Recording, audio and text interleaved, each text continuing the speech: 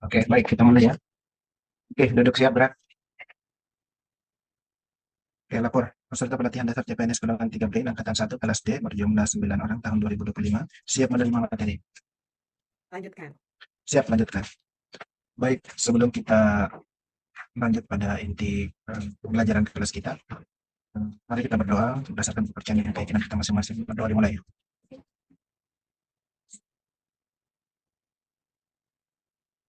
Berdoa selesai.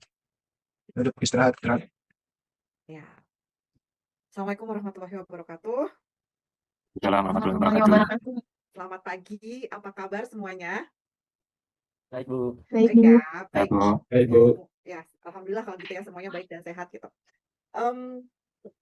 Saya lihat sudah semua ngumpulin RA-nya dan memang kemarin saya dengan Bu Arfi itu sudah membagi ya biar cepat gitu sama-sama. Saya juga tadi ini sudah ada juga yang merevisi gitu ya.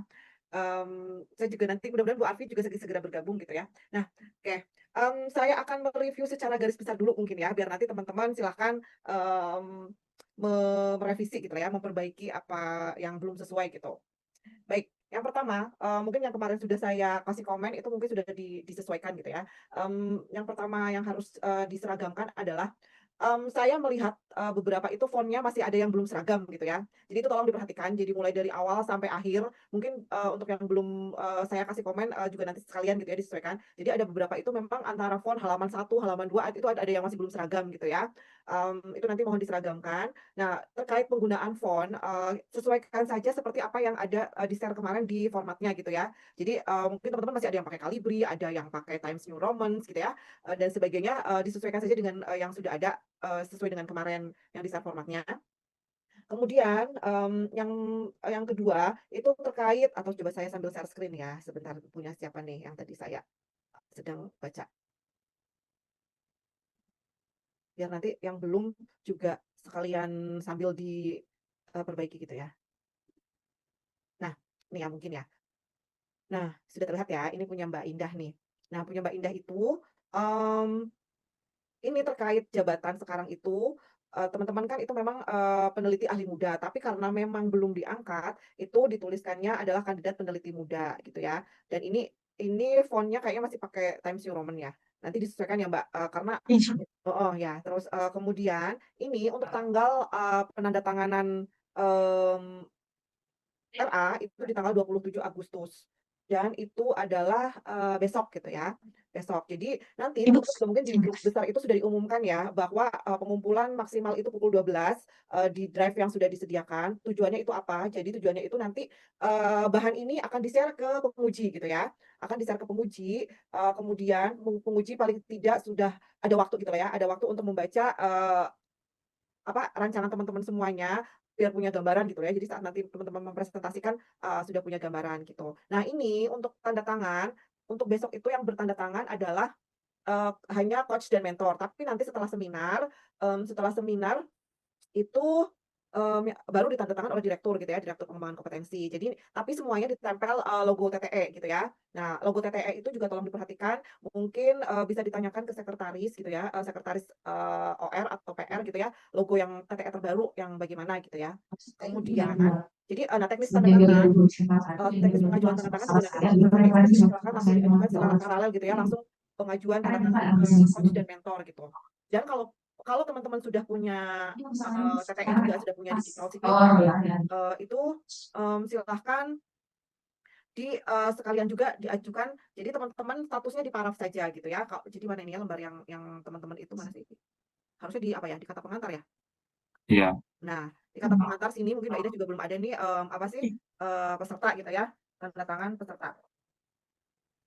itu Nah tanda tangan biasa ya, Bu, ya? Atau digital signature? Nah, kalau sudah punya, silahkan pada saat pengajuan teman-teman itu statusnya di-paraf. Jadi, nanti teman-teman itu, paraf, nanti, yang tanda tangan itu 2 orang, yaitu coach dan mentor. Paham kan ya? Belum, Sudah pernah maksudnya mengajukan paraf digital manual gitu? Ya maksudnya paraf. sudah pernah mengajukan digital signature belum? Kalau yang ini belum. Nah, sudah ya udah, Udah. ada yang belum, bentar ya. Jadi kalau saat kita mengajukan digital signature itu, kan ada, paraf dan tanda tangan gitu ya. Nah, itu nanti kalau teman-teman yang sudah punya, ini DS, silakan nanti teman-teman memparaf di ajuannya itu teman-teman paraf gitu. Tapi kalau yang belum punya ya silakan tanda tangan yang di-scan, ditempel gitu ya. Kalau misalnya belum punya DS gitu. Karena pengajuan DS itu juga agak lumayan butuh waktu gitu kan. Jadi nanti ke depannya mungkin kalau sekarang yang belum punya digital signature nanti boleh. Saya udah stop share belum ini ya? Oh, sudah ya. Sekarang coba ya saya share screen. Nah, ini pada saat mengajukan digital signature ini kita masuk nanti. Nah, pada saat di sini nanti kan teman-teman kasih ininya ya, categorize gitu. Terus nanti di sininya silakan teman-teman paraf misalnya Pak Heru gitu ya. Nah, nanti diparaf. Nah, nanti yang namanya Heru siapa ya, Mas? Misalnya contohnya Heru, Agung Saputra. Heru Bawah, Bu. Agung. Yang di bawah kayaknya, Bu. Nah, Itu. ini Iya. misalnya ya. Loh, kok nggak muncul?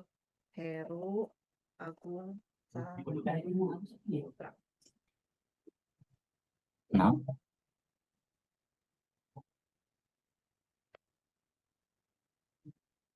Nah, pokoknya seperti itulah ya. Ini biasanya karena kalau jaringannya kok nggak stabil memang agak susah dulu namanya. Nah, nanti di sini misalnya Arvita dan mentornya siapa gitu ya. Begitu Mbak Indah. Tapi kalau teman-teman belum punya apa namanya digital signature tidak apa-apa. Tadi ditempel ininya ya, ditempel apa namanya? Ditempel tanda tangan biasa gitu yang di-scan gitu. Nah, terus nah itu secara garis besar catatannya, kemudian jabatan kandidat pemilihan muda, tadi font spasi juga ya disesuaikan, dirapihkan juga gitu ya, rata kiri kanannya gitu. Nah satu lagi ini ada yang beberapa teman-teman, nah ini untuk profil instansi juga saya rasa kemarin punya Mas Adrian juga masih kosong ya, nanti dilengkapin. Kemudian profil peserta ya. Ini juga boleh seperti ini. Kemudian ini, nah ini tadi, beberapa teman-teman itu belum ada yang, memberikan pendahuluan gitu ya, di sebelum masuk ke, isu-isu yang diambil gitu kan. Nah ini kalau Mbak Ida sudah diberikan, pendahuluan, nah ini, seperti ini gitu ya. Kemudian nanti baru masuk ke isu yang, diambil gitu. Isu pertama apa, kemudian disesuaikan dampaknya apa, kemudian, mmm, nah ini juga sudah masuk, mmm, sampai isu ketiga, kemudian APKL.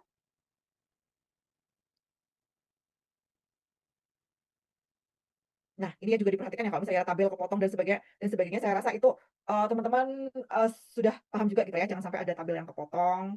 Kemudian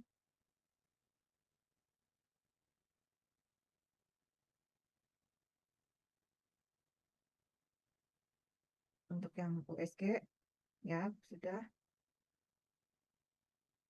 Fishbone dan SWOT. Ya. Mbak, ini kalau dari Excel-nya bisa nggak tabelnya jangan formatnya yang ini ya, kalau misalnya, asalnya dari Excel jangan yang Sudah format diperbaiki, Bu, yang terbarunya. oh, iya iya iya, oke oke oke. Ya.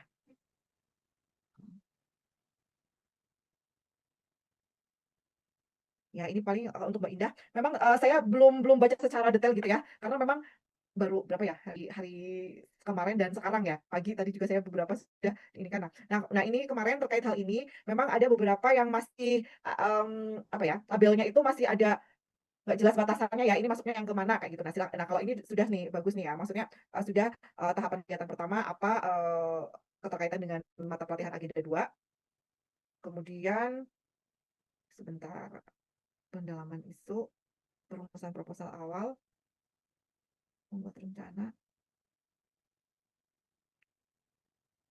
Ya, kalau Mbak Indah, berarti, ada 5 tahapan dan terakhir, finalisasi dan submit. Nah, oke.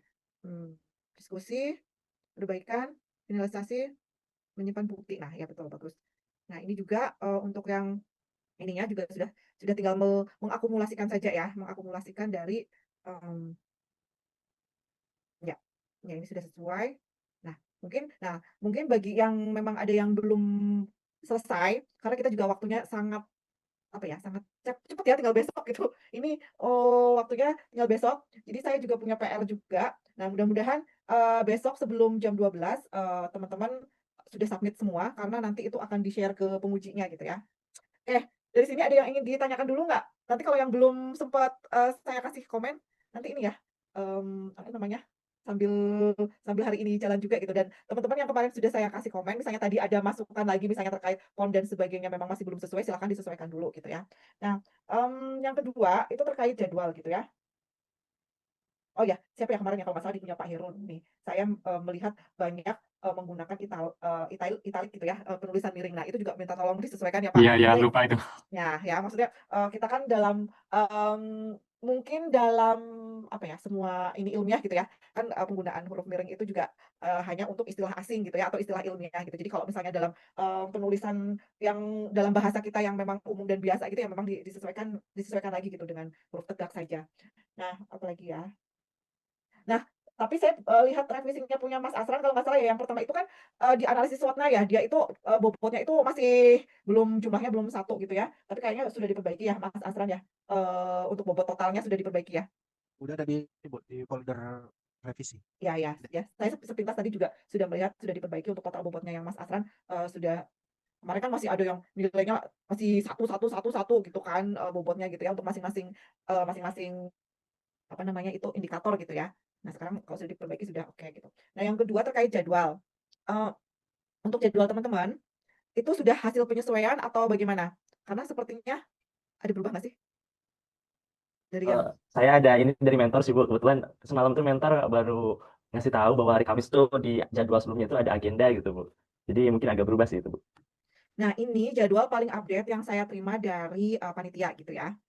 Eee, untuk kelas 1D, sudah sesuai susunannya seperti ini? Jadi Mas Farid tetap di jam segini?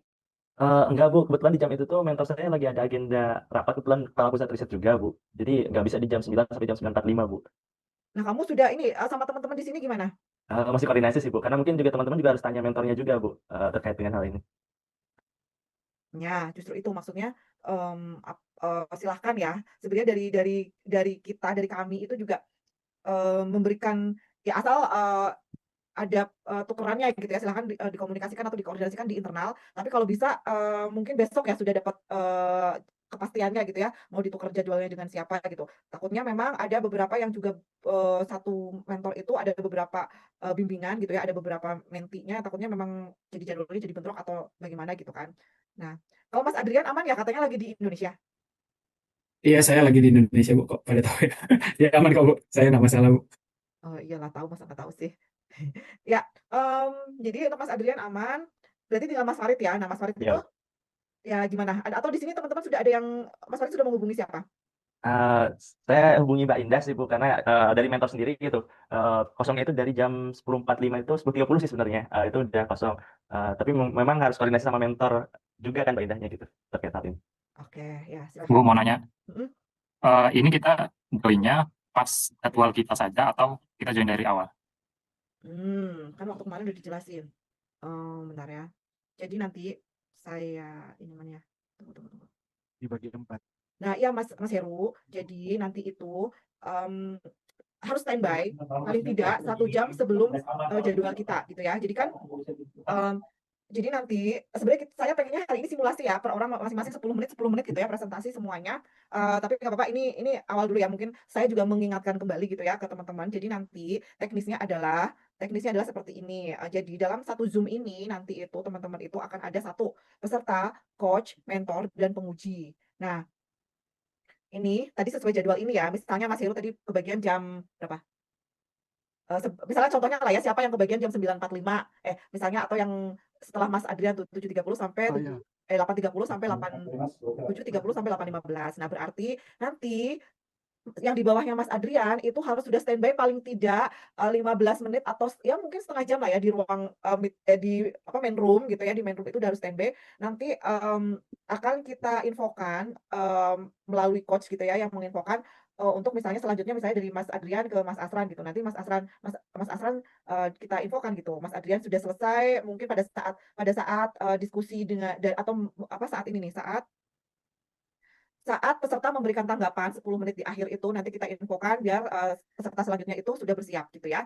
Jadi, dan setelah itu juga selesai gitu. Jadi teman-teman, kalau misalnya jadi besok itu pas jamnya kita aja lah ibaratnya, lebih lebih gampangnya gitu. Jadi nggak harus standby dari pagi sampai sore itu enggak, ya Mas Heru ya. Jadi nanti teman-teman, punya waktu 10 menit untuk presentasi, kemudian dari mentor nanti memberikan masukan atau menguatkan gitu ya, menguatkan apa yang dilakukan terkait substansi terutama ya, yang dilakukan oleh teman-teman. Kemudian diskusi dengan penguji 15 menit dan dari kami juga memberikan semacam penguatan juga gitu ya, teman-teman. Kalau dari kami itu mungkin lebih ke proses pembelajaran Latsar gitu ya, agenda 1, 2, 3 dan kesesuaian dengan implementasi tadi di kegiatan dan tahapan kegiatan gitu ya. Dan teknik-teknik yang digunakan dalam mengambil menentukan core isu dan menganalisis isu gitu. Nah, seperti itu Mas Heru. Nanti di akhir peserta teman-teman silakan memberikan tanggapan terhadap masukan penguji gitu ya atau tadi diskusi. Tapi biasanya sih kalau dalam masukan penguji itu langsung tektokan gitu, tanya jawab dengan apa namanya? Pengujinya gitu ya. Saat diskusi itu teman-teman langsung gitu. Nah, itu Mas Heru. Jadi teman-teman juga yang lainnya saat tidak presentasi juga tidak ada di ruang Zoom ini gitu, adanya di ruang main room gitu. Gitu ya. Kemudian apalagi ya? Sepertinya itu. Nah, kemarin nah ini paling ini sih yang nanti setelah itu akan di apa? Tindak lanjutnya gitu ya, substansi untuk laporan. Itu Mas Heru. Kemudian tadi, nah kalau saya melihat jadwalnya, melihat pengujinya, kalau nggak salah itu beliau itu bidangnya adalah ekonomi dan bisnis kalau nggak salah ya. Sebentar ya, saya cek dulu. Jadi Ahli bidang, SWOT. nah bisnis dan manajemen. Nah, bidang kepakarannya bisnis dan manajemen. Jadi biasanya memang nanti penguji itu ya pengalaman yang sebelumnya itu akan kalau misalnya dari sisi teman-teman kayaknya ada ya dari sisi pendanaan apa dan segala macam gitu ya, untuk ininya, untuk Fishbone dan yang analisisnya gitu ya, ada dari sisi pendanaan. Nah, mungkin karena bidang kepakarannya si penguji itu ya, ini mah feeling saya gitu ya, di bidang bisnis dan manajemen gitu ya, nanti mungkin akan ditanyakan dari sisi kolaborasi dengan pihak eksternal mungkin ya dalam funding dan sebagainya, atau industri juga gitu ya, kalau misalnya bisa diaplikasikan atau bisa menggait industri, biasanya sih ditanyakannya seperti itu gitu. Oke, dan dipastikan ya, saya belum mengecek semua sih, saya mohon dipastikan bahwa semuanya output di kegiatan itu adalah output akhirnya adalah submit proposal dan jangan lupa evidence-nya adalah bukti submit proposalnya itu gitu ya. Nanti itu karena akan dilaporkan pada saat presentasi laporan. Oke, kalau tidak ada kita mulai saja presentasi. Tadi juga saya cek baru ada beberapa ya yang mengupload di folder folder PPT. Baru ada siapa? Kalau nggak salah Mas Heru, Mas Farid sama Mbak Lia. Ya. Silakan kita urut absen saja, urutan presentasi. Mas Adrian sudah siap? Boleh deh Bu, saya coba. Ya, Siap nggak siap? Harus siap. ya betul karena kita ya makanya mendingan sekarang coba kita ini sama-sama gitu ya, nanti biar hari Kamis sudah ini. Mas Adrian di Jakarta apa di Poso? Saya di Jakarta, Pak. Oh, kirain di Jakarta. Hari Sampai Sabtu kapan, berangkat. Mas? Hari Sabtu saya berangkat ke Poso, Bu. Kemudian di lapangan 3 minggu. Oh gitu, baik. Nggak mengganggu ini ya, nggak ada jadwal pas, nggak ada jadwal ya kita ya 3 minggu pas Mas Adrian di Iya, Bu. ya, bagus. Syukurnya begitu. Ya alhamdulillah ya bagus. Ya. Silakan Mas. Baik, saya coba. Sebentar saya ulang timer juga biar latihan. Ya 10 menit ya. Sebelum lanjut itu peneliti ahli mudanya tambahin kali Siap-siap. kan? Sampai lupa. Oke, ya. Baik, selamat pagi untuk kita semua, yang terhormat Bapak penguji, mentor dan coach yang saya hormati juga semuanya. Pada hari ini terima kasih kesempatan saya untuk mempresentasikan rancangan aktualisasi saya dengan judul Basis Data Danau untuk penelitian paleolimnologi dan paleoklimatologi dengan studi kasus 15 danau prioritas nasional. Adapun hal ini diturunkan dari visi dan misi juga tugas dan fungsi dari Badan Riset Inovasi Nasional, di mana misinya yaitu memberikan dukungan teknis sehingga saya memikirkan bagaimana nanti ke depannya dapat berguna dan juga melayani secara efektif dan efisien. Secara tugas dan fungsi juga dapat menyelenggarakan tugas pemerintahan, tentunya di bidang penelitian dalam hal ini nantinya bidang penelitian danau dengan tetap menggambarkan nilai organisasi berintegritas, pekerja, pembelajar, dan juga berakhlak yang saya dapatkan di program pelatihan dasar CPNS ini. Dari BRIN ada seperti yang kita ketahui ada 12 organisasi riset, di mana salah satunya adalah kebumian dan maritim. Saya sendiri bergabung ke Pusat Riset Iklim dan Atmosfer dengan kelompok riset iklim dan lingkungan masa lampau. Dengan tugas dan fungsi, salah satunya yang utama adalah memahami variabilitas dan tren perubahan iklim dan lingkungan di masa lampau. Nah, perlu saya tekankan terlebih dahulu di sini, perubahan iklim dan lingkungan ini dapat dipelajari dengan berbagai macam hal, seperti sedimen laut, sedimen danau, koral, dan juga lingkaran tahun dan juga arsip-arsip lainnya. Kami di kelompok riset ini banyak dengan spesialisasi masing-masing, namun belum ada di bidang sedimen danau, dan saya yang menjadi pertama di dalam kelompok riset saya ini. Hal ini juga sangat mendukung dengan identitas diri saya, dengan latar belakang pendidikan saya, linear teknik geologi dengan bidang paleoklimat. Dan juga saya sedang mengikuti program postdoc sebelum memasuki pusat riset iklim dan atmosfer ini. Jadi sebagai peserta, saya bertanggung jawab untuk bagaimana bisa mengembangkan studi sedimen danau sebagai arsip untuk merekonstruksi lingkungan dan iklim masa lampau. Hal ini juga saya banyak pelajari melalui program postdoktoral yang sedang saya dalami juga, sehingga program ini dapat menjadi barang contoh untuk kedepannya dalam rancangan ini. Nah, hal yang saya identifikasi dari paleolimnologi di Indonesia masih sangat-sangat, karena memang masih awal, secara umum ada beberapa hal yang perlu diterapkan dalam studi ini, yaitu basis datanya, bagaimana pengambilan, program kerja, dan penyimpanan juga sedimen danau tersebut, nanti dengan akhir bahwa dapat menggunakan data-data tersebut dapat berintegrasi dengan tentunya setidaknya untuk kelompok riset saya dengan multi arsip dengan sedimen laut dan koral dan lainnya. Nah, namun dari ketiga isu tersebut yang secara umum sebenarnya adalah sebuah hal yang bertahap, saya menerapkan penilaian mulai dari dengan teknik USG dan juga APKL, sehingga dapat diturunkan bahwa memang untuk saat ini mengenai paleolimnologi di Indonesia memang basis data danau Indonesia yang masih sangat-sangat penting untuk ditindaklanjuti. Nah, hal ini tercermin dari bahwa data danau di Indonesia masih berupa tahun 1994, belum banyak dimuat terbaru, masih banyak pengulangan yang mendasar, dan belum tahu arah kemana studi paleolimnologi. Nah, menurut saya dampak ini jika tidak diselesaikan, maka penelitian danaunya juga akan lambat dan rawan bias, argumen ilmiah juga dan daya saing proposalnya yang lemah, dan juga dampak nasional signifikan. Nah, diharapkan ke depannya kita dapat menentukan danau dengan data, berdasarkan data, dan dengan pemilihan yang tepat, juga data yang berkonsep fair governance. Nah, ini menurut saya fishbone yang menggambarkan beberapa masalah karena yang menghasilkan belum adanya basis data, mulai dari teknologi dan infrastruktur, sistem dan kelembagaan, sumber daya manusia, lingkungan dan eksternal, data dan material, metode dan proses yang secara umum berkontribusi kepada ketidakadaannya roadmap atau basis data untuk studi paleoklimat ini. Nah, ini juga saya gambarkan problem tree bahwa akar dari masalahnya seperti yang mirip dengan fishbone tersebut, dan juga berdampak kepada beberapa hal yang tertera di sini. Dari situ saya turunkan bahwa dengan tugas dan fungsi saya bercermin untuk melakukan penelitian paleolimnologi di BRIN, sehingga saya dengan core isu basis data ini saya akan tuangkan ke dalam proposal pendanaan riset yang nantinya tetap tentu dengan nilai organisasi berakhlak dan juga smart ASN. Nah, untuk mendapatkan menuliskan proposal pendanaan ini ada 4 kegiatan yang akan saya lakukan yang memiliki beberapa sub-sub kegiatan. Kegiatan pertama adalah studi literatur atau inventarisasi data. Saya ingin mengumpulkan, menyusun referensi, kemudian mengidentifikasi atribut yang relevan untuk studi saya, paleolimnologi, kemudian membuat draft awal dari inventarisasi danau tersebut. Outputnya mulai dari daftar referensi hingga daftar inventarisasi danau, yang nantinya juga tetap di dalam kegiatan tersebut menerapkan beberapa nilai berakhlak di masing-masing sub kegiatannya.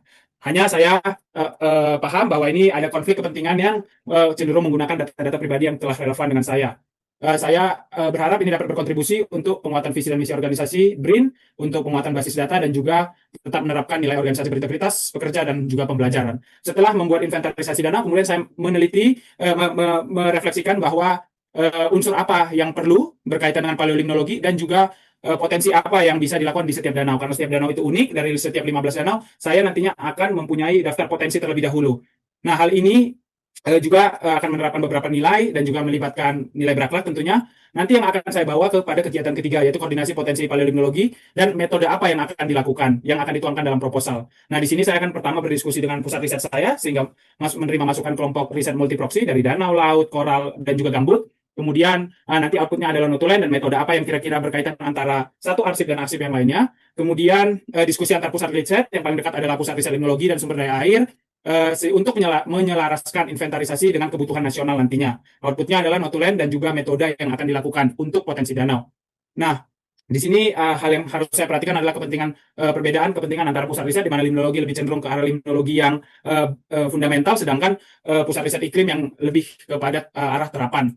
Nah, dari situ akan saya bawa ke kegiatan keempat, yaitu penyusunan proposal lanjutan paleolimnologi. Nah, proposal ini akan berbasis data dan juga masukan dari koordinasi tadi, tentu dengan menuangkan juga metode-metode apa yang diharapkan dapat dilakukan, dapat dituangkan di dalam proposal tersebut. Outputnya adalah proposal riset, paleolimnologi dan paleoklimatologi, dan juga bukti submit, Tentu ini akan berkontribusi pada visi organisasi untuk menjadi dasar ilmiah, prioritasi riset paleolimnologi, menguatkan juga jejaring riset multiproksi, dan tetap memperhatikan penguatan nilai organisasi berintegritas, pekerja, dan juga pembelajar.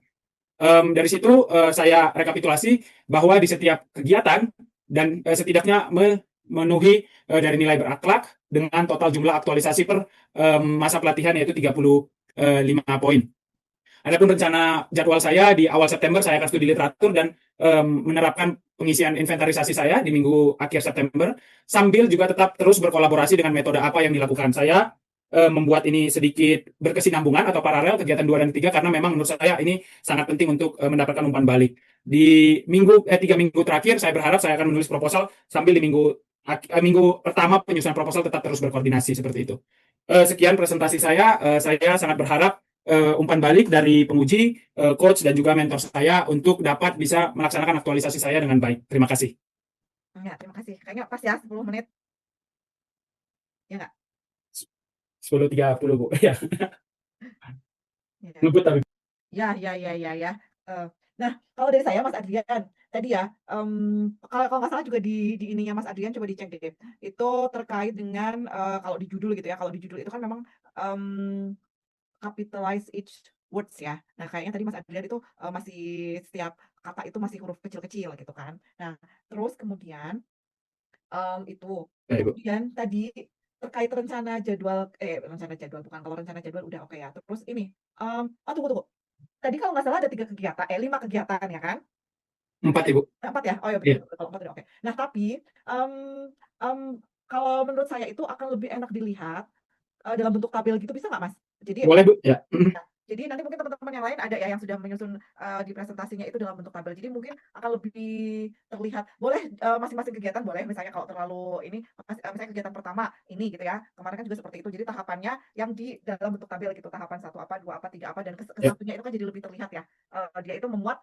Tadi kan Mas Adrian merekap ya, merekap berakhlak itu. Nah, tapi kan kalau kayak tadi itu tuh belum terlihat nih dari tahapan kegiatan yang mana kan? Belum Benar, terlihat Bu. dari tahapan kegiatan yang mana yang mencerminkan akuntabel, yang mencerminkan apa tadi misalnya berorientasi pelayanan, adaptif, kolaboratif gitu ya. Baik, Bu. Jadi tidak terlihat tuh dari tahapan kegiatan mana yang mencerminkan si berakhlak itu gitu. Ya. Nah, tadi sih kalau menurut saya sih masukannya itu saja ya. Kalau terkait substansi nanti mungkin mentor yang akan lebih ini ya, lebih memberikan masukan atau misalnya ya penguatan-penguatan gitu ya. Nah, kalau dari saya mungkin itu sih Mas. Baik, terima kasih banyak, Bu. Mungkin teman-teman, Bu. Nah, ada mungkin dari masukan teman-teman silahkan ya betul. Apa yang ada yang ingin berkomentar dari presentasinya Mas Adrian gitu. Baik dari sisi substansi mungkin juga boleh silakan, atau mungkin dari sisi apa ya? Ya implementasi pembelajaran latar agenda kalau agenda 1 kan tadi ya terkait teknik penapisan isu dan analisis isu. Nah, terkait agenda 2, agenda 3-nya tadi juga sudah mencerminkan, sebenarnya sudah terlihat juga ya dari sisi smart ASN-nya gitu. Silakan mungkin dari teman-teman ada yang ingin ya. Komentarnya bukan komentari presentasinya, tapi jadinya kita tahu setelah Mas Adrian presentasi, ternyata kita harus memaparkan peruraian kegiatan itu, Bu ya. Ya, karena kan peruraian kegiatan itu kan justru kan uraian kegiatan itu adalah uraian kegiatan menyusun proposal kan? Tahapan Iya. menyusun si proposal itu. Nah, dari sisi substansi si penguji, ya penguji itu kan dalam artian yang lebih beliau itu pasti juga lebih paham kan dalam penyusunan proposal gitu. Nah, kalau dari tahapan kalau dari makanya tadi saya juga agak apakah 4 atau 5 gitu ya Mas Adrian. Coba kalau misalnya kalau dalam bentuk tabel itu kan mungkin juga lebih rapi, lebih terlihat ya. Juga sekaligus melihat implementasi si berakhlaknya itu ada di maksudnya tahapan kegiatan A, implementasi berakhlaknya itu apa saja itu akan lebih nah kalau kayak tadi mungkin kalau Mas Adrian itu kan di akhir ada akumulasi, tapi di awal itu ada beberapa tahapan, tapi ya itu mencerminkan hanya misalnya berorientasi, kemudian akuntabel, kemudian adaptif apa, tapi di bagian tahapan yang mana itu belum terlihat gitu ya Mas tadi ya kalau dari paparan Mas Adrian seperti itu gitu. Paham, Bu. Ya, Bu. Mengerti, Bu. Oke, Bu. Ya. Baik. Nah, kalau bisa juga besok siang kalau PPT-nya sudah selesai silahkan diupload juga ya di folder yang ini ya, bukan di folder yang kalau teman-teman mengupload besok rancangan aktualisasi yang sudah ditandatangan oleh coach dan mentor itu silahkan diupload di drive yang disediakan oleh panitia, karena itu yang akan di-share ke penguji. Tapi juga teman-teman silahkan mengupload juga di drive yang dibuat untuk kelas ini gitu ya. Silakan. Lanjut yang kedua, Mas Asran. Itu dia Bu jadinya, aku tahu saya belum nggak ada pemaparan peruraiannya setelah Ya nggak dari apa-apa, saya. coba kita Oke, lihat oke, dulu oke. punya Mas Asran. Kan jadi nanti ditambahinnya di mana gitu. Sebenarnya kemarin yang punya Mbak Indah itu sudah kalau menurut saya sudah lengkap itu ya. Cuma kemarin kan Mbak Indah masih screenshot kan ya, si apa namanya. Nah itu juga ya mungkin Mas Heru kemarin nggak ikut yang ini karena lagi tanding badminton. Kalau saya lihat tadi PPT-nya Mas Heru juga banyak yang screenshot gitu ya Mas. Kalau bisa jangan jangan screenshotan gitu ya. Nanti coba kita sama-sama lihat. Baik, coba Mas Asran kita mulai di 946. Oke, baik. Baik, Assalamualaikum warahmatullahi wabarakatuh. Terima kasih atas kesempatan yang diberikan pada saya. Pada hari ini saya akan mempresentasikan rancangan aktualisasi yang berjudul Imobilisasi Lakase dari jamur Terametes hirsuta pada komposit PPA non-selulosan termodifikasi MOF untuk mendegradasi pewarna sintetik di bawah mentor Prof. Dede dan Coach Bu Arvita. Yang pertama, berkaitan dengan visi dan misi BRIN. Visi BRIN adalah terwujudnya Badan Riset dan Inovasi Nasional yang andal, profesional, inovatif, dan integratif dalam pelayanan kepada Presiden dan Wakil Presiden sesuai dengan uh, tugas saya sebagai calon peneliti yang akan mewujudkan nilai-nilai visi dari BRIN itu sendiri. Selanjutnya, pada misi BRIN itu ada 3, yaitu memberikan dukungan teknis administrasi serta analisis yang cepat, meningkatkan kualitas sumber daya manusia, dan menyelenggarakan pelayanan yang efektif dan efisien di bidang pengawasan hingga hubungan kelembagaan. Selanjutnya, tugas dan fungsi BRIN berdasarkan Perpres nomor 78 tahun 2021, yaitu dibagi dua, ada tugas dan fungsi. Untuk tugas utamanya yaitu membantu Presiden dalam hal penyelenggaraan tugas pemerintahan di bidang penelitian. Sedangkan fungsinya itu ada 4, yaitu fungsi riset inovasi, pengelolaan sumber daya, kemudian perencanaan dan kebijakan, hingga koordinasi dan pengawasan. Kemudian nilai-nilai organisasi dari BRIN itu ada 3, yaitu pekerja, berintegritas, dan pembelajar.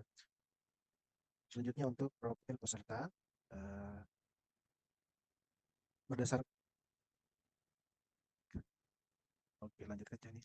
Selanjutnya, pada rancangan ini akan mengidentifikasi isu yang berkaitan dengan judul aktualisasi, yaitu diawali dengan sumber dan dampak pencemaran, di mana Indonesia saat ini sedang digalakkan untuk setiap daerah memiliki produk batik, dan itu menjadi pemicu untuk pencemaran lingkungan terutama di perairan.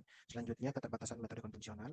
Hal ini sangat berdampak karena hampir secara umum baik itu industri besar maupun industri, terutama industri kecil yang sangat banyak jumlahnya, tidak memiliki metode yang kuat untuk mengatasi limbah. Selanjutnya, pemanfaatan potensi biologi, karena yang paling banyak berkembang telah lama dikembangkan adalah metode fisika dan kimia, tapi tidak menyelesaikan masalah, hanya memindahkan limbah dari sistem satu ke sistem berikutnya, dan masih membutuhkan penanganan yang dengan tahap panjang. Selanjutnya, kemudian pemanfaatan mikroba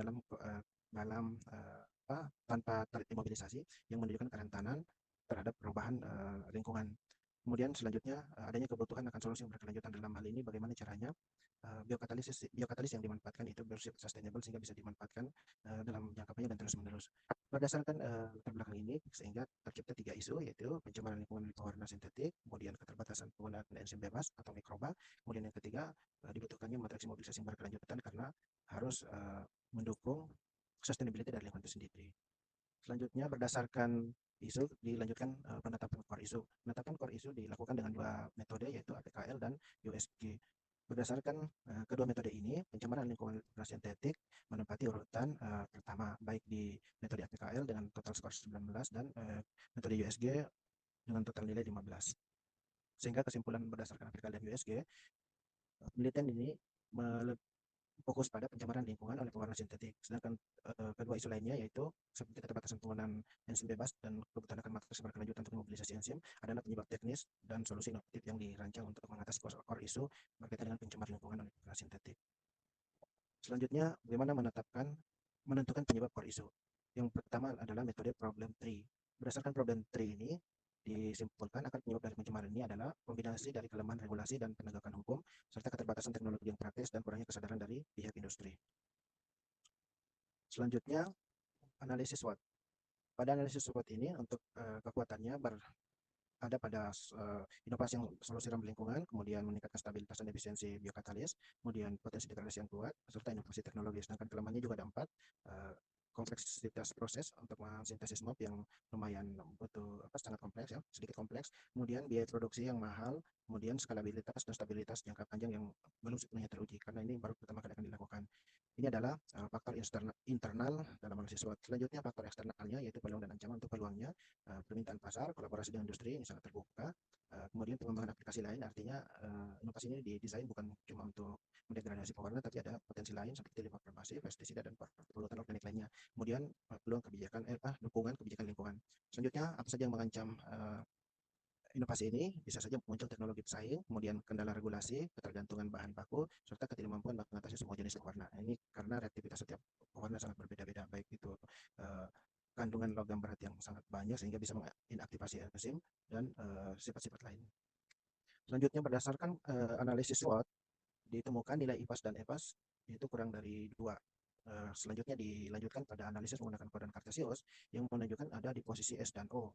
Posisi pada kuadran saat ini adalah posisi yang paling ideal dalam analisis SWOT karena bisa menunjukkan kekuatan internal yang dominan untuk memanfaatkan peluang eksternal yang besar. Yang secara spesifik disimpulkan ada 2, yaitu kondisinya sangat mendukung, di mana penelitiannya memiliki keunggulan internal yang solid, kemudian rekomendasi strategis yang agresif ya. Strategi harus diambil adalah memanfaatkan sepenuhnya kekuatan yang ada untuk merebut peluang sebesar-besarnya. Artinya kasus pencemaran sangat banyak dan inovasi ini sangat besar peluangnya untuk diterapkan. Selanjutnya, berdasarkan analisis itu ada beberapa langkah konkret yang dapat diambil seperti komersialisasi dan ekspansi, pengembangan produk turunan, dan membangun kemitraan strategis sehingga bisa mendukung inovasi ini. Selanjutnya, mendeskripsikan isu yang terpilih. Berdasarkan analisis SWOT tadi, berdasarkan analisis sebelumnya ditemukan core isu adalah pencemaran lingkungan oleh pewarna sintetik yang sangat relevan dengan berbagai kasus pencemaran yang dialami warga masyarakat seperti di Pekalongan yang sangat terkenal ya, di Lamongan, sepanjang Sungai Bengawan Solo, dan di Pulau Madura, di mana penulis pernah melakukan pengabdian masyarakat. Selain itu, dorongan industri kreatif basis kearifan lokal, di mana setiap daerah berlomba-lomba untuk memproduksi batik lokal, dan ini turut menyumbang kerusakan lingkungan terutama disebabkan oleh polutan pewarna sintetik. Berdasarkan hal tersebut, sehingga peneliti yang konsen pada kasus pencemaran pewarna sintetik dengan inovasi yang masih sangat terbatas di Indonesia akan membuat proposal pendanaan riset pada skim RIN yang berjudul Imobilisasi Lakase dari Fermentasi Resulta yang dikomposit pada alginat nanoselulose termodifikasi MOP untuk mendegradasi pewarna sintetik. Mengapa ini sangat penting? Kasus ini akan memberikan dampak yang sangat kuat terhadap lingkungan, dampak kesehatan dan ekonomi jika dibiarkan dan tidak segera ditemukan inovasi untuk mengatasinya. Gagasan kreatif yang dibuat tadi akan direalisasikan melalui 4 tahapan, yaitu melakukan diskusi lanjut dengan mentor di pusat riset, kemudian melakukan studi literatur terkait inovasi dan mobilisasi enzim, menyusun tim riset, dan menyusun proposal pendanaan RIM, serta melakukan pengiriman proposal pendanaan RIM kompetisi. Selanjutnya, untuk rekapitulasi matriks rekapitulasi rencana habituasi, ini jumlah aktualisasi per mata pelajaran ini ada 46. Kemudian untuk jadwal rencana kegiatan aktualisasi, demikian. Untuk kegiatan 1 itu 2 minggu, kegiatan 2 3 minggu, kegiatan 3 4 minggu, dan 2 minggu terakhir dilakukan submisi proposal pendanaan RIM. Terima kasih. Coba Mas lihat tadi sebelum rekapitulasi. Ya, coba itu slide itu. Ini. Oh, nah berarti Ini yang kurang kayak tadi. Nah, ini didetailkan lagi, berarti sama ya dengan Mas Adrian, dalam bentuk tabel. Setiap kegiatan dirincikan tahapannya, dibuat tabel biar kan ini ujuk-ujuk ya gitulah ya. Tiba-tiba ada tabel akumulasi siber akhlak. Di sebelumnya tidak ada apapun yang menjelaskan bahwa ya Poin-poin ini harus kelihatan, Bu ya. ya betul. Jadi kayak yang di Word-nya aja Mas. Coba ya saya cek punya Mas Asran ya. Ini bisa share di sini bisa. Ya, kalau di Word-nya itu kan sudah terinci kan, kegiatannya apa, tahapannya apa, implementasi nilai core value-nya apa gitu ya di masing-masing tahapan gitu kan sudah terlihat gitu. Coba. Nah, itu kan ini kan lebih jelas ya. Maksudnya misalnya tahapan. Coba dibesarin lagi, Mas. Nah, misalnya kegiatan 1 tahapannya melakukan diskusi lanjut dengan mentor. Hah? Iya benar, Bu. Nah, kemudian tahapannya apa gitu kan. 1, Nah, 2, 3. Kayak gini, Bu ya. ya, nah ini ditampilkan, tapi tadi Mas Asran juga masih ada yang screenshot ya. Kalau bisa jangan yang screenshot ya, Mas. Copy tabel tapi bisa nggak sih kalau tabel di copy bisa kan? Dari Word atau dari Excel kan bisa ya kalau tabel di copy. Terlalu kecil, Bu. Nggak muat. Karena kan jumlah katanya kan banyak sekali. Saya sebenarnya udah coba, cuman frustasi sendiri aja saya screenshot. Bisa. Nanti coba lihat ya. Nanti siapa yang coba deh. Nanti kita ketahuan ya teman-teman yang sudah kemarin kayaknya contoh yang saya share PPT-nya juga dia enggak, walaupun kecil asal masih bisa terbaca pada saat dipresentasikan, saya rasa nggak masalah sih Mas. Gitu. Yang jelasnya, Bu, pokoknya kegiatan ini harus muncul di satu Ya. slide, Bu ya. Nah, tadi juga Mas Asran waktunya juga lebih ya sebenarnya ya. waktu presentasinya itu lebih dari 10 menit ya tadi ya. Oke, Bu. Jadi nanti mungkin apa yang harus dipersingkat, tapi tidak mengurangi substansi, di skip aja gitu. Berarti masih banyak harus dipotong Ya, betul. supaya bisa masuk ini. Soalnya kalau masuk ini lumayan panjang nih pembahasannya. Ya, makanya jangan sampai mengurangi substansi, dijelaskan, tapi ini masuk gitu. Karena kan kemarin kalau nggak salah sebentar ya, PPT yang saya sudah share yang ini belum sih yang tadi itu ya. Mana sih tadi? Kalau sebenarnya kalau kepenginnya gitu ya, biar tidak terlalu panjang-panjang, kan kepenginnya seperti ini kan. Satu slide pertama isinya apa, slide kedua apa, tiga apa. Nah, ini biar juga sebenarnya tidak terlalu banyak slide, 10 menit harusnya seperti ini cukup lah ya, karena kan slide 1 sampai yang ini yang terakhir ini kan sebenarnya tidak perlu penjelasan banyak gitu kan. Tidak perlu banyak yang dijelaskan gitu. Mungkin yang dijelaskan terkait ini nih, mulai dari sini 4 sampai ini uraian per kegiatan gitu ya. Nah, oke. Seperti itu ya. Coba kita lanjut dulu, selanjutnya berarti Mas Arif. Arif ya? Coba. Ya, Bu. Ya, Sama. silakan.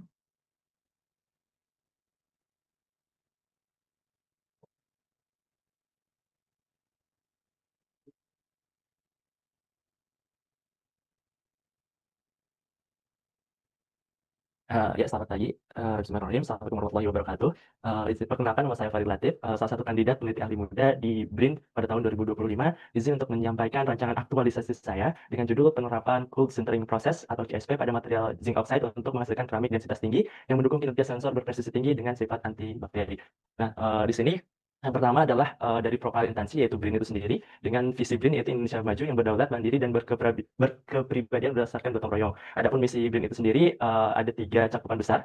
Yang pertama itu berkaitan dengan dukungan teknis dan administrasi serta analisis. Yang kedua berkaitan dengan kualitas sumber daya manusia dan prasarana riset dan inovasi. Dan yang ketiga berkaitan dengan pelayanan yang efektif dan efisien dari BRIN itu sendiri. Adapun di sini secara instansi sendiri saya berada di organisasi riset nanoteknologi dan material atau ORNM dengan di pusat riset yaitu pusat riset material energi. Adapun di sini sekilas saya struktur dari klaster riset dan kelompok riset yang ada di pusat riset material energi. Di sini untuk bidang keahlian saya sendiri ada itu di bidang material keramik energi. Namun saat ini karena belum ada kelompok riset tersebut saya bergabung dengan material superkonduktor dari bahan keramik. Nah, kemudian untuk profil sendiri, ini sekilas saya alumni dari Universitas Pajajaran, kemudian melanjutkan S2 dan S3 di ITS, yang terakhir saya melakukan postdoktoral di BRIN. Adapun untuk isu strategis yang coba saya angkat ini tentunya berkaitan dengan bidang yang saya geluti di Pusat Riset Material Energi, dan di sini dari mentor sendiri itu menyarankan untuk mengambil beberapa isu yang berkaitan dengan material energi dan juga sensor, dan ini ada 10 isu dengan dan kemudian disaring menjadi 3 isu dan juga hanya 1 isu nantinya. Adapun tekniknya saya gunakan teknik APKL kemudian juga teknik USG. Dan dari kedua teknik lapisan isu ini dihasilkan bahwa isu yang paling penting di sini dengan urutan peringkat kualitas 1 yaitu belum optimalnya pengembangan bahan keramik densitas tinggi. Nah, kemudian dari isu yang saya dapat dari teknik APKL dan juga USG ini sendiri, saya melakukan analisis SWOT, yaitu berupa strength, weakness, opportunities, dan juga threat dari material ini sendiri. Adapun strength-nya itu sendiri, di sini Indonesia memiliki sumber daya mineral yang melimpah, dan juga di sini adanya dukungan dari pemerintah itu sendiri terkait dengan pengembangan material energi. Kemudian untuk kekurangannya, yang paling utama adalah fasilitas sintesis dan juga kolaborasi riset yang masih belum terbentuk secara menyeluruh dari riset bahan keramik energi ataupun material energi ini sendiri. Adapun untuk opportunities-nya, riset ini sangat mendukung industri dari energi, transportasi, kesehatan, dan juga pengembangan dari AI itu sendiri yang banyak menggunakan komponen dari material energi. Kemudian untuk trade-nya, saat ini kita masih sangat ketergantungan pada impor bahan-bahan yang berkaitan dengan material energi, baik itu baterai, kapasitor, dan lain sebagainya. Nah, dari analisis SWOT ini sendiri, di sini saya mendapatkan matriks SWLT sendiri dengan cara teknik IPAS maupun EPAS. Ini saya mendapatkan bahwa di sini saya cocok untuk menggunakan expo strategi, yaitu dengan menggunakan kekuatan internal dan juga memanfaatkan peluang eksternal.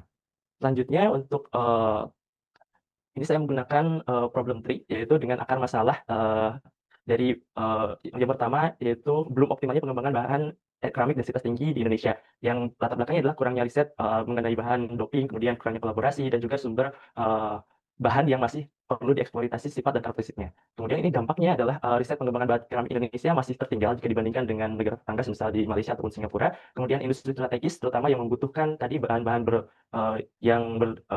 material energi itu belum optimal, dan juga masih tingginya impor mengenai bahan tersebut.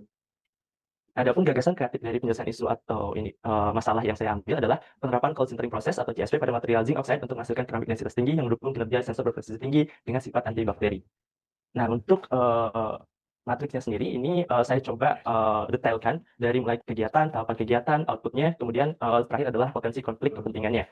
Di sini untuk yang pertama itu secara garis besar saya melakukan kegiatan studi literatur mengenai pengembangan CSP sendiri, khususnya pada material ZNO serta aplikasinya sebagai sensor maupun bahan antibakteri. Adapun di sini untuk tahapannya ini pencarian literatur untuk kegiatan pertama, kemudian ada dokumen hasilnya berupa kumpulan literatur dan juga nilai-nilai berakhlak yang saya terapkan di sini, dan juga kontribusi terhadap visi dan misi organisasi. Dan terakhir untuk konflik kepentingan dari tahap 1 sendiri itu kemungkinan ada kepentingan pribadi dari pengumpulan literatur itu sendiri. Nah, kemudian untuk yang tahap kedua yaitu kegiatan kedua yaitu melakukan kegiatan konsultasi di awal di unit kerja mengenai ide dan strategi pengembangan dan penerapan CSP untuk aplikasi sensor dan juga bahan antibakteri. Jadi setelah tadi melakukan studi literatur, dilakukan diskusi baik itu dengan mentor maupun rekan kerja yang lainnya, dan juga rekan riset nantinya yang terlibat dalam proposal RIM. Adapun outputnya itu berupa dokumentasi dan foto, kemudian untuk kontribusinya yaitu dengan melakukan kegiatan konsultasi awal di unit kerja, untuk salah satunya adalah berkaitan dengan tusis sebagai peneliti. Nah, kemudian yang ketiga yaitu melakukan penulisan proposal dengan memastikan semua elemen penting tercakup sesuai dengan pedoman. Adapun nilai-nilai di sini, nilai organisasi yang terlibat adalah berintegritas, pekerja, dan pembelajar. Dan di sini untuk potensi kepentingannya sendiri, ini bisa saja dalam penulisan proposal ini terdapat rangkap jabatan dari anggota peneliti yang mungkin terlibat juga di dalam beberapa kegiatan penelitian lainnya. Sehingga untuk jadwal dan lain sebagainya itu perlu diatur kemudian. Nah, kemudian untuk tahap keempat yaitu melakukan konsultasi final dengan mentor hingga proses dinyatakan layak submit dan juga nanti sebagai finalisasi sebelum melakukan submisi proposal. Di sini untuk kegiatan substansi mata pelatihannya ini mencakup nilai-nilai berakhlak itu berorientasi pelayanan, akuntabel, kompeten, harmonis, loyal, adaptif, dan juga kolaboratif dengan output yaitu draft proposal. Dan terakhir yaitu mengajukan proposal ke skema pendanaan RIM kompetisi. Adapun tahapan detailnya yaitu melakukan review ulang kegiatan dengan struktur proposal dan juga dokumen administratif lainnya seperti RAB dan juga CV dari penelitinya. Nah, ini adalah tahap terakhir untuk kegiatan yang berkaitan dengan matriks rencana pembelajaran. Nah, untuk matriks rekapitulasinya sendiri, ini saya mendapatkan jumlah aktualisasi per mata pelajaran yaitu 49 dari 5 kegiatan yang berkaitan dengan nilai-nilai berakhlak. Nah, untuk jadwal kegiatannya ini saya mulai dari sebenarnya ini minggu ke-3 dan ke-4 hingga Oktober nanti. Berikut untuk referensinya dan terima kasih. Oke, ya, baik. Mas, boleh lihat tabel yang terakhir tadi yang tabel kegiatan kelima. Itu diulang ya? Ada pengulangan nggak sih? Coba kita lihat bareng-bareng. Oh iya, di yang ke-4 sih Bu, itu overlap sih antara ke penulisan sama konsultasi, bukan diulang sih Bu. Oh, coba lihat dulu tadi. Naik lagi ya. Oh, oh ini Bu. Nah, ini juga nih ya, nilai kolaboratif di kegiatan 1 0, kegiatan 5 0. Coba deh dicermati lagi apakah benar-benar 0. Coba makanya kita lihat ya, kita cek ya. Oh iya, iya Bu. Betul, betul. Coba di kegiatan nah, Sebenarnya itu tadi sama dengan rekan yang lainnya Bu. Jadi saya nggak bisa masukin semua tabel lengkap dari Word-nya gitu Bu. Ini yang saya bisa masukin cuma tahapan kegiatan pertamanya aja gitu Bu. nah, ya. Apa ya? Maksud saya ini Mas, Ah, apa sih? Nilai kolaboratif itu kan banyak yang 0 nih. Coba dicek lagi apakah benar-benar tidak ada implementasi nilai kolaboratif. Soalnya misalnya contohnya ya, coba kita sambil buka di Nanti Farid nggak memenuhi berakhlak dong. Nggak bisa kolaboratif. Oh iya, iya Pak, itu kemarin dapat koreksi juga sih Pak. Cuman awalnya kan masih mikirnya apakah harus semuanya tiap kegiatan itu berakhlak semua gitu. Tapi memang bisa sih semuanya dimasukkan sih Pak. Ya, di satu kegiatan kan paling tidak terdiri dari beberapa tahapan gitu ya. Ya, Contohnya sebentar ya, nih ya, contohnya nih. itu stop dulu Bu. Ya, sebentar. Punya siapa nih ya? Jadi kan masing-masing tahapan masing-masing kegiatan itu kan terdiri dari beberapa tahapan. Nah, apakah sama sekali tidak ada satu tahapan dalam berakhlak tidak ada nilai dalam berakhlak itu di setiap tahapan gitu. Contohnya ini rekapnya dulu nih. Misalnya ya, ini punya Mbak Mahara. Ini jadi ada 5 kegiatan. Nah, kegiatan yang di tabel sini itu kan sebenarnya sudah akumulasi tidak Ya. per tahapan gitu ya.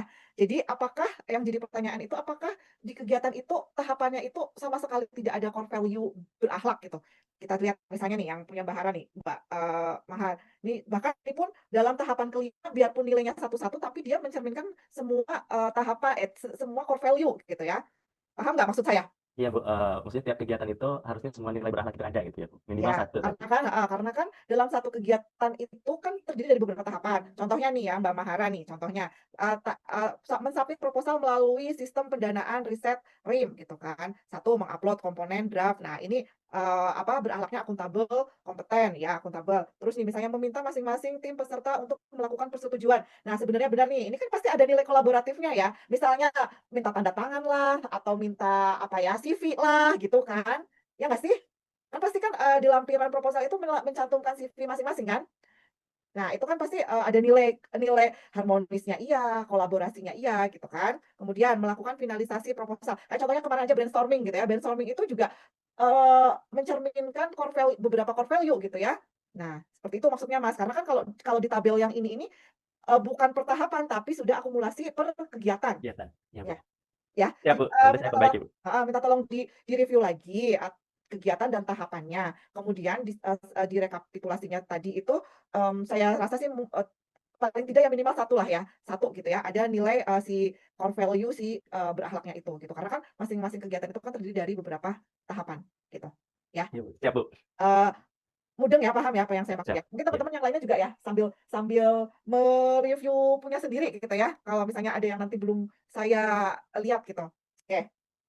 Nah, aduh waktu tadi selesai jam berapa ya? Harusnya 10.12, tapi ya mungkin lewat-lewat dikit lah ya, nggak apa-apa. Nah, kalau bisa Mas, tadi kan saya bilang ya, nanti semoga ada yang bisa menampilkan lengkap ya, per tahapan dan per kegiatan dan tahapan itu dalam satu tabel, tapi kalau misalnya tadi makanya ya, kok 5 cuma titik 1, 4.1 doang tadi ya yang Iya Bu, karena nggak cukup Bu, kalau semuanya kecil banget gitu Bu, dan nggak. Ya jangan jadi satu slide juga nggak apa-apa gitu, jangan jadi satu slide nggak apa-apa, tapi jangan kepotong juga gitu kan tahapan kegiatannya gitu. Oke Bu, Sebenarnya siap. Mas Adrian tahapan kegiatan oke ada 1, 2 gitu. Cuma tadi kalau punya Mas Adrian kan malah belum dalam bentuk tabel gitu ya, gitu. Nah mungkin itu ya. Jadi saling ini, melengkapi lah ya kayak gitu. Saling melengkapi salahnya Bu. Siap banget. Bukan salah, belum bener itu bukan salah, nggak ada yang salah, itu sudah benar gitu. Cuma masih belum sesuai lah ya, maksudnya begitu. Maksudnya akan lebih lebih baik, lebih terlihat, lebih rapih dan lebih orang juga lebih gampang gitu ya, oh ya begini, lebih sistematis lah ya kalau dalam bahasa ininya gitu, Siap Bu. lebih dipahami. Siap. Oke lanjut, setelah Mas, Farid tadi Mbak Feni Amalia Mahara. Silakan Mbak. Bu, maaf, boleh yang lain dulu, Bu, saya masih ngikut kurang dikit lagi. Oh iya ya wes. Iya, makasih, Bu. Mbak Indah, ya sekarang lanjut Mbak Indah sesuai urutan. Bu enaknya belum kemarin nggak sih, Bu? Oh iya Mbak Indah belum. Nanti terakhir aja. Pak Heru deh, Pak Heru kalau gitu Mbak Lia juga kemarin siapa ya? Mbak Lia mah udah juga ya di awal ya. Ya udah Pak Heru coba dulu atau mau Mbak Lia dulu, terserah. Siapa? Dulu aja deh. Ya Mas Heru dulu. Nah, kalau di awal kan jadi punya waktu banyak nih. Apa sih masukannya gitu. Sambil di ini. Silakan Mas Heru. Bentar Bu. Gimana sih?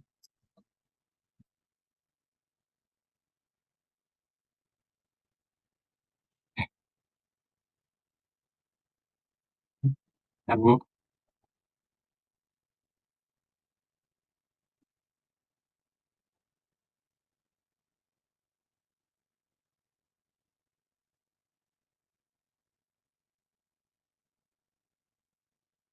Kok saya nggak bisa share ya?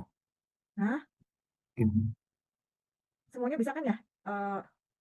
Bentar. Saya yang bingung gimana nih cara share.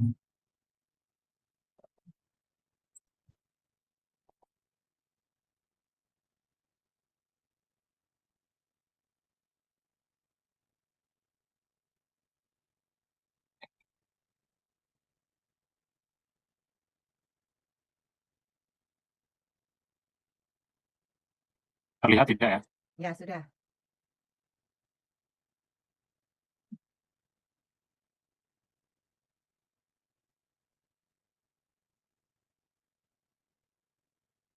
Oke. Saya Heru Saputra akan mempresentasikan rancangan aktualisasi yang berjudul ekstraksi serium dari larutan berair menggunakan komposit magnetik metal organic framework. Untuk yang pertama, visi, misi, tugas, fungsi, dan nilai organisasi. Berdasarkan Peraturan Presiden Nomor 78 Tahun 2021, BRIN adalah lembaga pemerintah yang berada di bawah dan bertanggung jawab terhadap Presiden dalam penyelenggaraan penelitian, pengembangan, pengkajian, dan penerapan serta invensi dan inovasi, penyelenggaraan ketenaga nukliran, dan penyelenggaraan keantariksaan yang berintegrasi. Secara umum, nilai-nilai organisasi BRIN itu ada 3, yaitu berintegritas, pekerja, dan pembelajar. Kemudian visi fungsi BRIN itu ada beberapa poin, termasuk pelaksanaan penelitian, kemudian perumusan dan penetapan kebijakan, kemudian perumusan, penetapan dan pelaksanaan kebijakan di bidang pembinaan, pengembangan kompetensi, pengembangan profesi, manajemen talenta, kemudian pengintegrasian sistem penyusunan perencanaan program anggaran kelembagaan dan sumber daya penelitian, penyelenggaraan penelitian, pengembangan pengkajian, kemudian pengawasan dan pengendalian penelitian, pelaksanaan koordinasi pengabdian kepada masyarakat, kemudian pelaksanaan pembangunan, pelaksanaan penelitian pengembangan invensi dan inovasi kebijakan, dan mengakui, menghormati, mengembangkan, dan melestarikan keanekaragaman pengetahuan tradisional kearifan lokal, sampai dengan pelaksanaan fungsi lain yang diberikan oleh Presiden. Nah, kemudian isi dari BRIN itu terwujudnya Badan Riset dan Inovasi Nasional yang andal, profesional, inovatif, dan berintegritas dalam pelayanan kepada Presiden dan Wakil Presiden. Kemudian untuk misinya ada 3. Yang pertama, memberikan dukungan teknis dan administrasi serta analisis yang cepat, akurat, dan responsif. Yang kedua, meningkatkan kualitas sumber daya manusia dan prasarana riset dan inovasi. Kemudian yang terakhir, menyelenggarakan pelayanan yang efektif dan efisien di bidang pengawasan, administrasi umum, informasi, dan hubungan kelembagaan. Nah, ini struktur organisasi BRIN, bahwa BRIN itu berada atau bertanggung jawab langsung terhadap Presiden, terdiri dari Dewan Pengarah, Inspektorat Utama, Sekretariat Utama yang terdiri dari beberapa deputi, dan juga membawahi BRIDA. Nah, di BRIN sendiri itu ada organisasi riset, ada beberapa organisasi riset, salah satunya adalah organisasi nanoteknologi dan material. Nah, secara ringkasnya, BRIN, di BRIN itu sendiri ada organisasi riset, kemudian di bawah organisasi riset itu ada pusat riset. Nah, di pusat riset itu ada beberapa kelompok riset. Nah, saya sendiri itu berada di kelompok riset teknologi mineral. Nah, ini profil saya. Saya lulus dari PNU, Korea, di bidang keahlian analytical chemistry, electroanalysis, electrochemistry, chemical sensor, dan logam tanah jarang. Kemudian tugas secara spesifik itu penelitian, pengembangan, pengkajian, dan penerapan sains di bidang kimia, analitik, sensor elektrokimia, dan logam tanah jarang. Nah, berdasarkan pasal 9 huruf B per BRIN nomor 1 2023 dan juga keputusan BRIN luaran yang diperuntukkan pada jabatan fungsional peneliti ahli muda meliputi 8 poin, beberapa diantaranya karya tulis ilmiah yang accepted di tahun berjalan, kemudian buku ilmiah, kekayaan intelektual termasuk paten dan lain sebagainya, sampai yang terakhir itu memperoleh dana kegiatan. Nah, ini ada beberapa isu dalam eksplorasi logam tanah jarang. Yang pertama itu keterbatasan teknologi pemurnian dan pengolahan logam tanah jarang dalam negeri. Nah, ini ada beberapa faktor yang menyoroti keterbatasan ini. Kemudian di sisi lain, regulasi dan tata kelola pertambangan LDC penting untuk dibahas mengingat kebijakan yang belum optimal.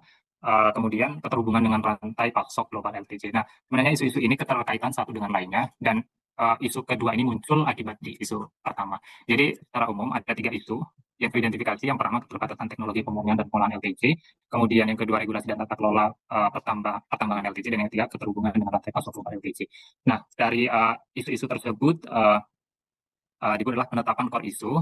Yang pertama menggunakan analisis ESG. Dari ketiga isu terpilihnya nomor 1 dengan jumlah nilai 15. Kemudian ini parameter-parameter yang digunakan. Nah, kemudian kita validasi dengan analisis yang lain, yaitu dengan menggunakan APKL. Dan isu terpilih yaitu nomor 1 dengan poin 18. Ini beberapa parameter yang digunakan. Nah, kemudian untuk penentuan penyebab core isu, yang pertama saya menggunakan problem tree. Jadi nilai masalah utama itu batang, yaitu keterbatasan teknologi pemurnian dan pengolahan LDC di Indonesia. Kemudian akar, yaitu penyebab masalah, itu seperti keterbatasan research and development dan inovasi teknologi, kemudian kurangnya SDM, infrastruktur dan fasilitas pengolahan minim, pendanaan diskon terbatas, ketergantungan teknologi asing, kurang integrasi hulu hilir. Nah, ini akibatnya dampaknya nilai tambah rendah, kemudian pertumbuhan industri strategis terhambat, peluang ekonomi hilang, tergantungan pada negara lain, dan daya saing industri melemah. Nah, keterbatasan teknologi pemurnian dan pengolahan LDC di Indonesia ini mengakibatkan nilai tambang LDC rendah karena dijual dalam bentuk air mineral atau dalam bentuk bahan mentah. Nah, ini tentunya akan menghambat pertumbuhan industri strategis dalam negeri. Nah, kemudian ini ada alternatif penyelesaian. Di sini ada 5 poin. Hasil yang diharapkan, misalkan untuk meningkatkan pendanaan riset terapan LDC. Jadi, tapi yang diharapkan itu misalkan dana riset yang memadai untuk inovasi teknologi, pemisahan dan penggunaan LDC. Nah, untuk yang lain menyesuaikan. Nah, kemudian penentuan penyebab core isu yang kedua itu menggunakan analisis SWOT. Ada strength, weakness, opportunities, and threats. Nah, untuk masing-masing ini ada 5 poin.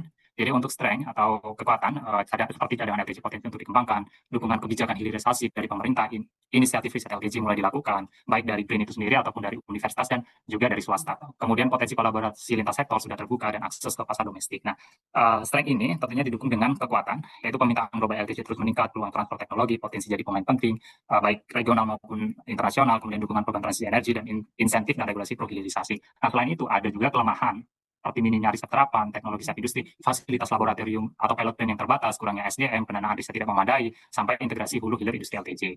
Selain itu ada juga ancaman atau threat, yaitu dominasi negara lain seperti Cina, kemudian fluktuasi harga karena monopoli, risiko pencemaran lingkungan, ketergantungan pada teknologi, sampai persaingan dengan negara yang sudah yang punya rantai pasok terintegrasi.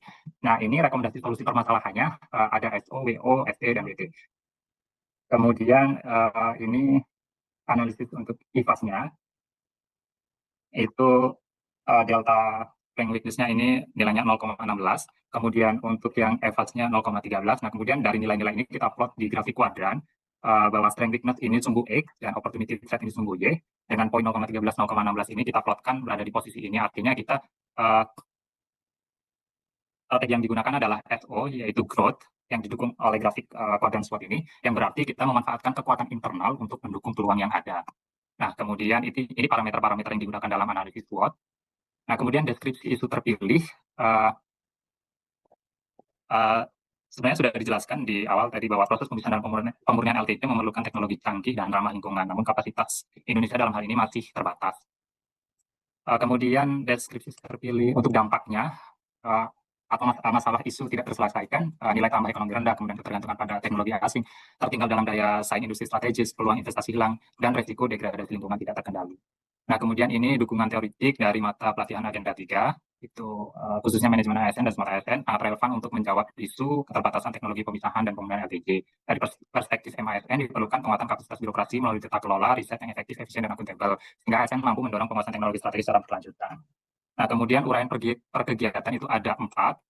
Nah, ini detail dari matriks rancangan aktualisasinya. Misalkan tahap pertama, tadi uraian dari kegiatan, diskusi dengan mentor, dan periset terkait di unit kerja mengenai rencana kegiatan dan tahapan-tahapan penyelesaian masalah. Itu untuk keterkaitan substansi mata pelajarannya ada berorientasi pada pelayaran, dan kompeten, kolaboratif, harmonis. Nah, untuk potensi konflik kepentingannya, misalkan ini saya ambil dari pengalaman pribadi ya, ego pribadi merasa ide yang dimiliki kita itu lebih buruk. Nah, ini sebenarnya kalau dalam diskusi ini kita harus menekan ego pribadi. Nah, kemudian untuk yang kedua itu ada nilai akuntabel, kemudian loyal, kemudian yang ketiga itu ada harmonis, adaptif, kompeten. Nah, ini dijabarkan juga. Kemudian untuk yang kedua, tahapan kedua yaitu studi literatur terkait terutama perkembangan 5 tahun terakhir metode ekstraksi dari menggunakan MOV. Nah, ini sebenarnya tahap yang sangat krusial karena ini akan menentukan kualitas dari proposal yang akan diajukan nantinya. Nah, beberapa nilainya itu ada adaptif, loyal, kemudian kompeten, akuntabel. Nah, untuk yang tahap ketiga itu kolaboratif, harmonis, berorientasi pelayanan, dan yang keempat kompeten, berorientasi pelayanan. Nah, untuk tahap yang ketiga mengkaji detail teknis eksperimen skala lab, ekstraksi LTG serium. Nah, ini secara umum ada 3 tahapan kegiatan. Nah, nilai-nilainya seperti adaptif, kompeten, akuntabel, harmonis, loyal, adaptif, dan berorientasi pada pelayanan. Dan yang terakhir penulisan dan submit proposal pendanaan penelitian dengan tema pengembangan teknologi pemurnian dan pengolahan LTG. Nah, secara umum ada 3 tahapan kegiatan. Beberapa nilai mata pelatihannya kompeten, harmonis, kolaboratif, loyal, adaptif, akuntabel, sampai berorientasi pada pelayanan. Dan konflik kepentingannya misalkan memasukkan teman dekat dalam tim dengan tujuan balas budi, kemudian penyalahgunaan jabatan, sampai gratifikasi dan lain sebagainya. Nah, dari detail tadi secara kita ringkas dalam bentuk tabel, misalkan untuk 7 nilai ASN berakhlak berorientasi pelayanan di kegiatan 1, 2, 3, dan 4 masing-masing ada 1, 2, dan 1. Dan dengan secara keseluruhan ini kita mempunyai jumlah aktualisasi per mata pelatihan itu ada 39. Nah, ini jadwal rencana kegiatan aktualisasi. Jadi di minggu ketiga dan keempat Agustus ini diskusi dengan mentor. Sebenarnya diskusinya belum terlalu mendalam, namun ya tipis-tipis sedikit cukuplah untuk mendapat tadi poin-poin yang tadi. Nah, kemudian untuk bulan September 1 sampai bulan keempat ini rencananya, walaupun sebenarnya pada praktiknya mungkin kurang ya, ini studi literatur terkait terutama perkembangan 5 tahun terakhir metode ekstraksi serium menggunakan MOV. Nah, ini sebenarnya tahap yang sangat krusial dalam menentukan kualitas proposal yang akan dibuat. Nah, kemudian mengkaji detail teknis eksperimental skala lab ekstraksi LTG serium. Nah, kita harus mengetahui kondisi mana eksperimen yang mungkin dilakukan dan tidak dilakukan dalam lab itu 2 minggu. Saya kira cukup. Dan yang terakhir penulisan dan submit proposal pendanaan penelitian tema pengembangan teknologi dan pengolahan LTG. Nah, ini juga cukup memakan waktu untuk mendapatkan tulisan yang bagus dan berkualitas. Nah, ini saya plotkan kurang lebih 5 minggu. Terima kasih. Ya, terima kasih. Tuh kan bisa kan akhirnya masukkan tabelnya kan nggak ini kan Mas apa namanya nggak kecil-kecil banget juga dan terbaca. Tapi kalau Mas kalau dari saya untuk Mas Heru tadi di awal itu yang mulai itu masih banyak yang screenshot ya. Kalau bisa apalagi itu tugas visi misi BRIN dan sebagainya, kalau bisa jangan screenshotan ya Mas ya. Itu sih Siap. kalau dari saya ya. Punya waktu lah kalau presentasi mungkin hari ini bikin dua slide untuk yang tadi lah yang masih screenshot itu saya rasa cukup ya waktunya. Kemudian tadi sudah bisa kan misalnya tabel itu masuk di PPT nggak kebaca juga kok sangat jelas gitu ya, tidak terlalu kecil juga dan itu juga malah muat semua kan mulai dari kolom pertama sampai kolom terakhir juga sudah masuk semua gitu. Nah, mungkin itu sih kalau dari saya ya yang buat Mas Heru. Oh, tadi juga SWOT dan problem tree-nya juga sudah.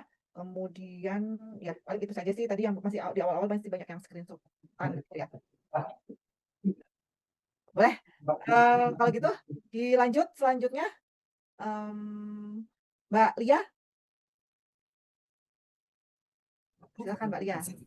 Nah ini Bu Arfi sudah gabung ya. Silakan Bu Arfi kalau sudah gabung sekalian memberikan komentar gitu ya masukannya. Silakan Mbak Lia.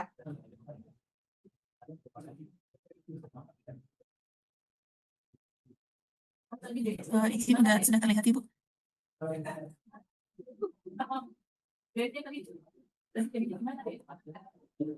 Sudah terlihat. Terima kasih. Terima kasih atas kesempatannya Ibu dan teman-teman semua. Saya akan coba mempresentasikan terkait rancangan aktualisasi saya yang berjudul Sintesis Hijau Feroskat CSPBR3 untuk device sel surya.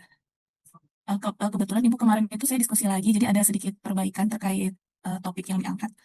Kemudian berikut adalah profil BRIN. Jadi BRIN merupakan lembaga pemerintah yang berada di bawah dan bertanggung jawab kepada Presiden dalam menyelenggarakan litbang jirap serta invensi dan inovasi, penyelenggaraan ketenaga nukliran dan penyelenggaraan keantariksaan yang terintegrasi sesuai dengan Perpres nomor 78 tahun 2021.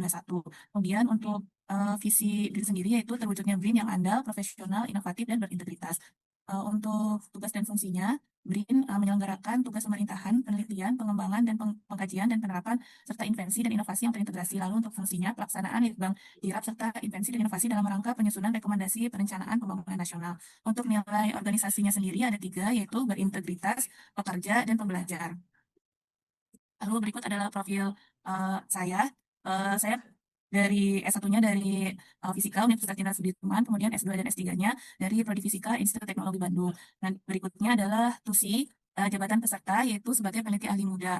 Sesuai dengan Permen-Pan RB nomor 20 tahun 2019 tentang jabatan fungsional peneliti dan juga terdapat pada peraturan BRIN Republik Indonesia nomor 3 tahun 2025 yang menyatakan bahwa peneliti ahli muda ini memiliki tugas melaksanakan litbang jirap iptek untuk menghasilkan invensi dan inovasi dengan tingkat kompleksitas sedang. Nah, untuk menunjang TUSI peserta sebagai peneliti ahli muda, salah satunya adalah dengan memperoleh pendanaan. Lalu untuk isu yang diangkat sendiri, seperti yang kita ketahui, jadi saat ini tantangan energi global sudah semakin kompleks, seperti meningkatnya kebutuhan energi, ketergantungan pada bahan bakar fosil, krisis iklim, polusi udara, dan keterbatasan sumber daya alam yang mengakibatkan dampak lingkungan yang menjadi kurang baik. Salah satu solusinya yaitu kita harus bertransformasi menuju sistem energi yang lebih bersih, efisien, dan berkelanjutan. Teknologi yang bisa kita terapkan untuk transformasi ini adalah teknologi sel surya perovskite. Namun dalam pengembangannya ini, teknologi sel surya perovskite terdapat beberapa kendala, yaitu kendala ini yang saya angkat yaitu efisiensi konversi energi yang masih rendah, ketidakstabilan perovskite terhadap kelembaban dan suhu tinggi, lalu penggunaan pelarut organik beracun dalam sintesis konvensional. Untuk analisis isunya, dari tabel matriks APKL, ketiga isu tersebut, peringkat pertama dan keduanya yaitu penggunaan pelarut organik beracun dan juga ketidakstabilan material perovskite. Dari tabel matriks USG-nya kita peroleh satu isu topik utama yaitu penggunaan pelarut organik beracun dalam sintesis konvensional PSG. Jadi untuk prioritas masalah yang ingin diselesaikan adalah penggunaan pelarut organik beracun. Nah, isu ini sangat mendesak untuk diselesaikan dan memiliki dampak yang serius jika dibiarkan. Lalu berikut adalah deskripsi isu terpilih. Di sini, jadi kondisi saat ini tercermin dari akar yang ada pada pohon masalah, yakni kurangnya alternatif pelarut ramah lingkungan, ketergantungan pada protokol sintesis konvensional, dan juga kurangnya standar internasional terkait sintesis yang berkelanjutan.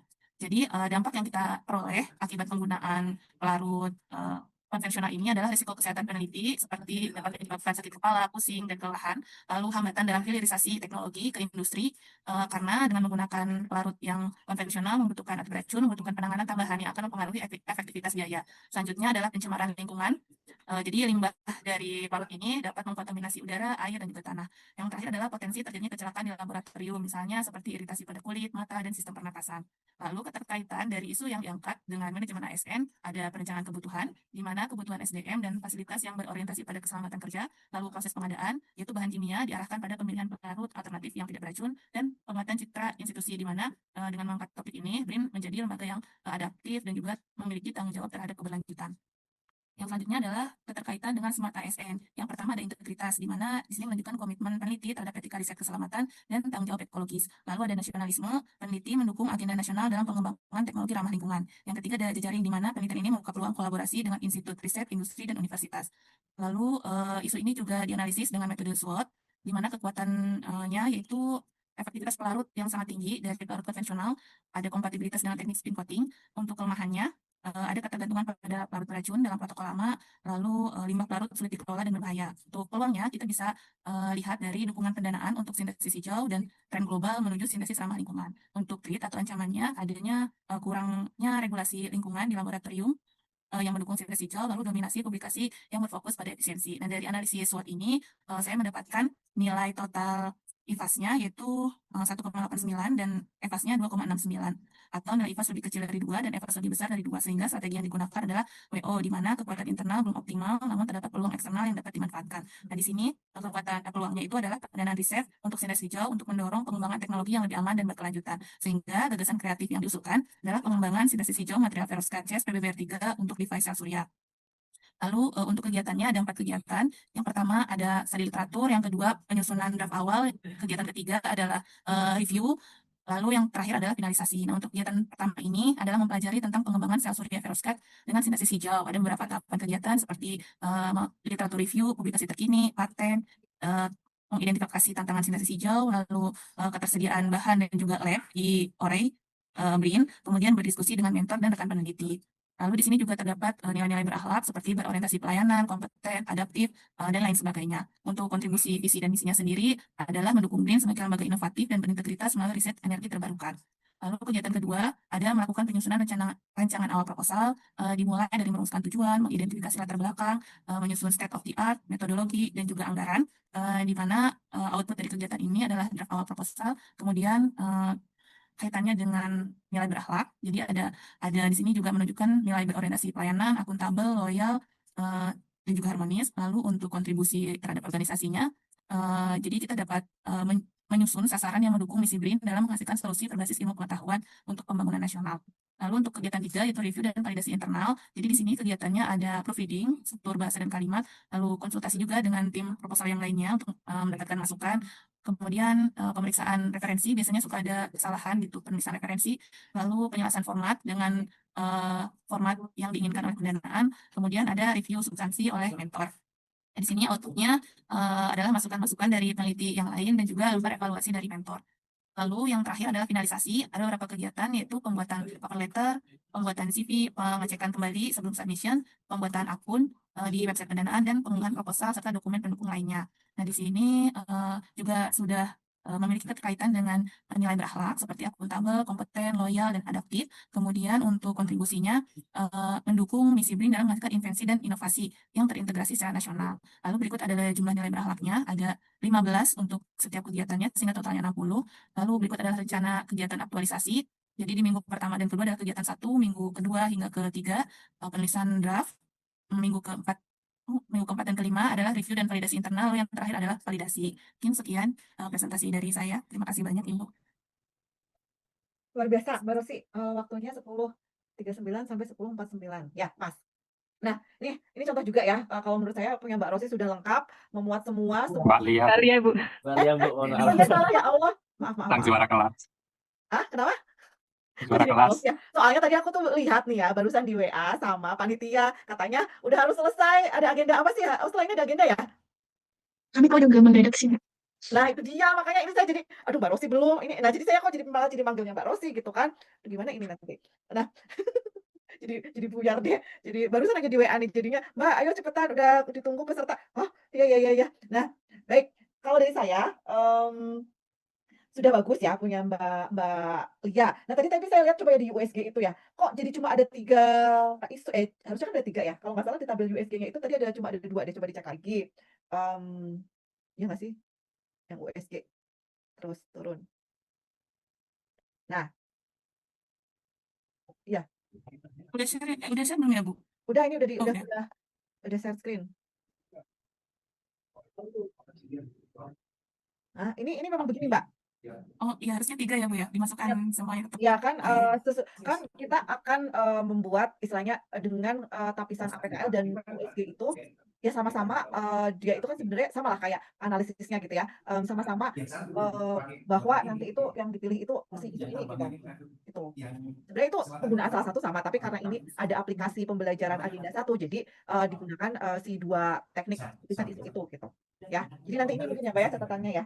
Kemudian kalau tadi juga bagus sudah tabel kegiatannya sudah rinci, sudah jelas semuanya. Nah, mungkin ini bisa dicontoh juga ya buat teman-teman yang lain. Tadi contohnya yang Mas Farid juga kan tidak lengkap dan masih ada yang 0 gitu nilainya ya. Nanti juga mungkin bisa diskusi lah ya teman-teman setelah ini dengan diskusi di luar jam ini gitu ya. Karena sudah saya jadi juga buru-buru. Ini gimana nih yang teman-teman yang Vita monitor. Oh iya, tuh. Nanti lagi ya. Biar ke main room dulu ya. Kalau mau dilanjut habis ini bentar doang. Aja berapa menit, Mas? Rasuwi kok, Rasuwi. Oh ya wes. Ya, Gitu ya. teman-teman gini aja nanti yang belum presentasi setelah kita selesai di main room nanti masuk kelas lagi ya. Kasihan teman-teman yang mungkin tinggal 3 orang ya. Ya, Ini tunggu ya. Mbak Indah, Mbak Feni, Mbak Indah, Mbak Ria, 4 orang lagi lah ya. Ya, Sun, Mbak. Ya udah kita join ke main room dulu ya, nanti dilanjut ya. Terima kasih. Oke, Bu. Ya silakan ke main room.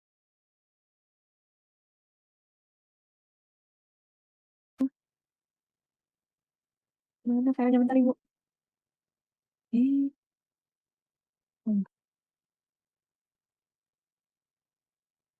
Saya close tadi. Nah ini, sudah sekarang share. Apakah sudah terlihat Ibu? Ya sudah. Sebentar saya timer dulu Bu. Ya, sambil Persiapan. Assalamualaikum warahmatullahi wabarakatuh. Yang terhormat Bapak Penguji Dr. IGD Mahatma Yuda Bakti MSM, kemudian Ibu Mentor Dr. Emma Damayanti MBiotek dan Ibu Coach Artita Rosmawati SPI MSI. Terima kasih sekalian Bapak Ibu pada seminar hari ini. Pada perkenalkan saya Vina Mahara, kandidat peneliti ahli muda, dan pada kesempatan hari ini saya akan mempresentasikan rancangan aktualisasi saya yang berjudul Uji in vitro dan in vivo efektivitas biologis pangan berbasis makin dan untuk stunting dan definisi gizi. Berikut adalah poin-poin yang akan saya presentasikan. Baik, langsung saja pada profil instansi BIM. BIM ini merupakan lembaga pemerintah yang berada di bawah Presiden langsung dan merupakan satu-satunya lembaga penelitian nasional dari hasil peleburan berbagai lembaga penelitian di Indonesia. Kemudian berikut adalah tugas pokok dan fungsi utama BIM, di mana BIM memiliki tugas pokok dalam bidang litbang jirap, investasi dan inovasi, kemudian pengelolaan energi dan ruang masa. Kemudian fungsi utama BIM mulai dari pelaksanaan litbang jirap hingga ke penguatan ekosistem riset. Kemudian nilai-nilai organisasi BIM terdiri dari 3 nilai, yaitu berintegritas, pekerja, dan belajar. Nah, berikut adalah struktur organisasi BIM yang dipimpin oleh kepala BIM dibantu oleh wakil kepala BIM, kemudian memiliki dewan pengarah, kemudian BIM memiliki kalau tidak salah 12 organisasi riset dan salah satunya adalah organisasi riset pertanian dan pangan. Berikut adalah organisasi riset pertanian dan organisasi pertanian yang didirikan teknologi dan proses pangan di mana saya bergabung pada pusat riset ini. PTPP ini dipimpin oleh Pak Setio Kridowarno yang berlokasi di Gunung Kidul, Yogyakarta dan memiliki 17 kelompok riset, salah satunya adalah probiotik dan bioproses pangan. Berikut adalah kelompok riset saya yang memiliki 4 fokus riset utama. Kemudian berikut adalah profil saya dengan latar belakang kalian riset di bidang mikrobiologi pangan dan nutrisi fungsional, dan berikut adalah pengalaman riset saya dan pengalaman publikasi ilmiah saya di mana riset yang telah saya lakukan ini bisa menjadi landasan dalam mengembangkan pangan fungsional berbasis mikroba dan mendukung kesehatan dan status gizi masyarakat. Kemudian sebagai kandidat peneliti ahli muda, berikut adalah tugas dan fungsi peneliti ahli muda berdasarkan Permen-Pan RB nomor 34 tahun 2018. Nah, langsung saja berikut adalah rancangan aktualisasi saya.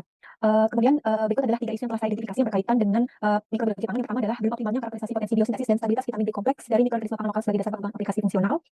Nah, berikut isu yang pertama ini memiliki latar belakang sebagai berikut, di mana kondisi saat ini adalah Indonesia ini memiliki keanekaragaman hayati, terutama pangan fermentasi yang sangat banyak, di mana pangan fermentasi ini memiliki kandungan mikroorganisme yang bermanfaat sehingga memiliki potensi sebagai produser vitamin B kompleks. Namun permasalahan yang terjadi saat ini belum ada pemetaan terkait karakterisasi mikroba lokal dan minimnya publikasi dan paten terkait hal tersebut, sedangkan negara lain ini sudah melakukannya terlebih dahulu. Nah, kemudian urgensi untuk pengembangan mikronutrien dari mikroorganisme pangan ini adalah karena di daerah terpencil terutamanya ini masih banyak masyarakat yang mengkonsumsi pangan rendah nutrisi, terutama mikronutrien. Nah, kemudian biasanya masyarakat ini melakukan penanganan dan pengolahan pangan yang kurang tepat sehingga menurunkan kandungan nutrisinya, dan beberapa kelompok rentan seperti anak-anak, ibu hamil, dan lansia ini juga memiliki asupan makan yang terbatas. Nah, kemudian solusi yang telah dilakukan pemerintah ini juga masih memiliki keterbatasan, di mana fortifikasi dan suplementasi yang dimandatori oleh pemerintah ini masih bergantung pada produk vitamin sintetik, dan produk vitamin sintetik ini memiliki biofilitas yang tidak selalu optimal dan juga produksinya melibatkan proses kimia multi-step yang memiliki isu ekonomi dan lingkungan, dan juga memiliki resiko kesehatan jangka panjang, sehingga dari isu ini diperoleh solusi potensial dari penggunaan mikroorganisme pangan lokal. Nah, jika isu ini tidak diselesaikan akan memiliki dampak di mana potensi Indonesia dalam memanfaatkan sumber daya pangan di Indonesia ini akan terhambat, kemudian industri pangan akan terus bergantung pada impor dan peluang Indonesia dalam menciptakan inovasi pangan fungsional juga akan terlewatkan. Nah, berikut dukungan teoretik terkait manajemen ASN dan smart ASN.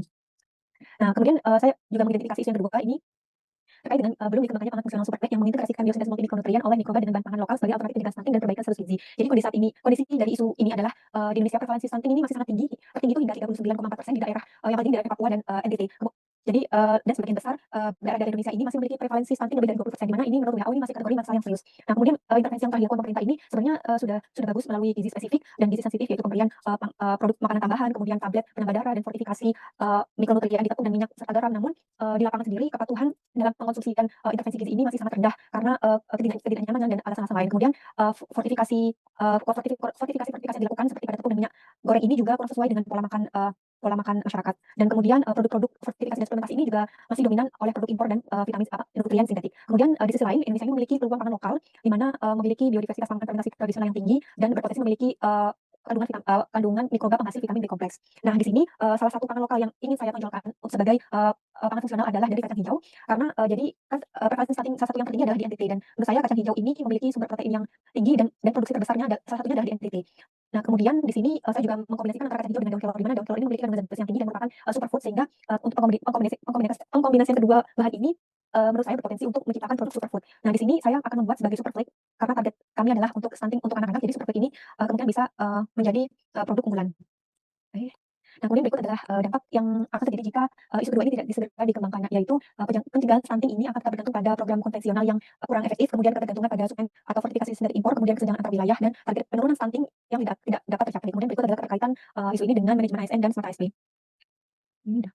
Berikut adalah isu yang ketiga terkait terbatasnya pengujian secara sistematis in vitro dan in vivo mengenai efektivitas biologis produk berbasis mikroba penghasil multimikronutrien untuk pencegahan defisiensi mikronutrien. Nah, kondisi yang saat ini adalah penelitian terkait topik ini masih sebatas in vitro atau di laboratorium dan masih fokus untuk eksplorasi potensi produksi vitaminnya dan belum ada uji sampai ke level in vivo. Nah, di mana padahal bukti ilmiah ini sangat diperlukan untuk sebagai meyakinkan industri regulator dalam mengembangkan produk pangan fungsional seperti ini. Sehingga dari isu ketiga ini solusinya adalah melakukan pengujian sistematis secara in vitro dan in vivo untuk menilai efektivitas pangan fungsional yang dikembangkan. Kemudian berikut adalah dampak jika isu ini tidak ditangani, yaitu efektivitas biologis yang dilakukan, kemudian hambatan perizinan hingga hilangnya momentum Indonesia dalam pengembangan pangan fungsional unggulan. Kemudian berikut adalah keterkaitan dengan antara isu ini dengan manajemen ASN dan smart ASB. Berikut adalah penetapan core isu. Jadi dari ketiga isu ini saya menganalisis mana yang menjadi core isu dengan menggunakan dua teknik analisis, yaitu USG dan APKL. Kemudian dari kedua teknis ini diperoleh bahwa isu yang ketiga terkait uji in vivo ini merupakan isu yang memiliki prioritas yang paling tinggi. Nah, berikut analisis yang saya gunakan dalam menentukan penyebab core isu tersebut, di mana saya menggunakan analisis Fishbone, diagram Fishbone dan analisis problem tree. Di sini terdapat 4 masalah utama yang saya identifikasi untuk core isu ini, yaitu SDM dan minat peneliti yang lebih fokus pada riset dasar yang lebih minim risiko, kemudian pendanaan yang mungkin keterbatasan dana dan target output yang singkat, kemudian teknis riset peneliti in vivo yang lebih rumit, dan kemudian regulasi perizinan penelitian in vivo yang juga lebih rumit. Nah, di sini sejenis dengan Fishbone diagram ini saya dalam analisis problem tree ini juga memiliki beberapa akar masalah seperti kurangnya jejaring kolaborasi, alokasi dana riset yang masih dominan ke riset dasar, minimnya dukungan nasional, kemudian dampaknya ini adalah salah satunya tidak optimalnya kontribusi inovasi pangan dalam mengatasi defisiensi mikronutrien di masyarakat. Nah, berikut gagasan kreatif yang saya usulkan untuk menyelesaikan core isu tersebut, di mana dalam hal ini saya mengusulkan gagasan yaitu uji in vitro dan in vivo efektivitas biologis pangan fungsional lokal superfood berbasis mikroba penghasil multimikronutrien untuk pencegahan stunting dan defisiensi gizi. Nah, berikut ada 5 rencana aktualisasi yang saya rancang ke depannya. Nah, berikut adalah tahapan kegiatan dari 5 rencana aktualisasi tersebut. Berikut adalah matriks dari 5 rencana aktualisasi tersebut. Ini dijelasin apa ya? Berikut adalah matriks rekapitulasi rencana habituasi, di mana dari kelima kegiatan tersebut saya sudah merancang adanya penerapan nilai-nilai berakhlak mulai dari berorientasi pelayanan hingga kolaboratif untuk setiap tahapan kegiatannya. Nah, di sini dari kelima rancangan aktualisasi itu saya sudah menjadwalkan untuk dilaksanakan pada awal bulan September hingga akhir bulan Oktober. Demikian yang bisa saya sampaikan. Terima kasih. Wassalamualaikum warahmatullahi wabarakatuh. Aduh, Ibu, maaf sekali. Ini udah 13 menit. Ya, lebih 3 menit ya. Tadi ini nggak bisa saya jelaskan karena udah kelewat banyak. Jadi Ya. menurut Ibu apa yang harus dikurangi ya penjelasannya? Kayaknya saya terlalu banyak jelasin di. Mungkin di yang masing-masing isu ya. Iya, terlalu banyak ya, Bu ya. Kalau menurut saya yang dijelasin itu sebelum masuk ke ada 3 isu gitu Oh, kan. pendahuluan. Nah, kalau untuk ada 3 isu itu udah jadi dari latar belakang itu maka dipilih 3 isu ini gitu kan. Terus nah dari situ baru langsung masuk ke APKL sama USG-nya saja. Nah, dari APKL dan USG. Berarti ini nggak usah dijelasin ya, Bu? Ini sama ini. Nah, ini nanti dijelasinnya itu kayak tadi teman-teman itu setelah diambil satu jadi isu gitu kan. Yang core isunya saja yang dijelaskan gitu. Biar kayaknya nggak terlalu panjang kan. Nah, jadi yang dijelaskan itu yang core isunya saja. Meskipun nanti kan kalau di rancangannya itu kan dijelaskan semuanya. Jadi yang dijelaskan di sini itu si core isunya saja yang dipilih satu gitu kan. Dipilih satu dijelaskan gitu. Nah, tapi di awal dikasih pendahuluan kenapa mengambil isu ini gitu ya. Berarti mungkin dari sini langsung ke sini aja ya, Bu? Langsung sini aja, Bu, ya? Terus habis dari sini baru balik ke penjelasan ini misal yang terpilih ini ya, Bu, ya? Jadi ini dilewati aja ya? Ya. Ya. Jadi di awal itu kan penjelasan tuh latar belakangnya apa, terus ada 3 isu. Nah, dari 3 isu itu kan ditentukan core isu kan. Nah, dengan si teknik APKN dan USG. Nah, dari teknik APKN dan USG kemudian kan dianalisis kan dengan tadi fishbone dan problem tree. Nah, dari situ baru kan juga itu juga sebenarnya kalau dari problem tree itu juga kan ada dampak gitu. Nah, baru dijelasin detailnya di setelah itu, Mbak, gitu ya. Terus Baik, Ibu. setelah itu dari analisis itu ya. Nah, kan jadi ada nih gagasan kreatif. Nah, dari gagasan kreatif ini apa, barulah itu masuk ke tahapan kegiatan gitu kan. Dirincikan ya dari gagasan kreatif itu kan dirincikan ke tahapan kegiatan dirincikan dalam kegiatan dan tahapan kegiatan. Nah, itu biar bisa ngeringkes waktu lagi. Nah, kalau misalnya memang di situ tahapan kegiatannya Ini nggak usah ya, Bu, ya? Nggak usah lah, Ibu. Kebanyakan. Nah, kalau ini kan sebenarnya dibacain aja pas sudah di tabelnya gitu, Mbak. Nah, tabelnya banyak banget, Bu. Ini disebutin ya, Bu, ya? Maksudnya?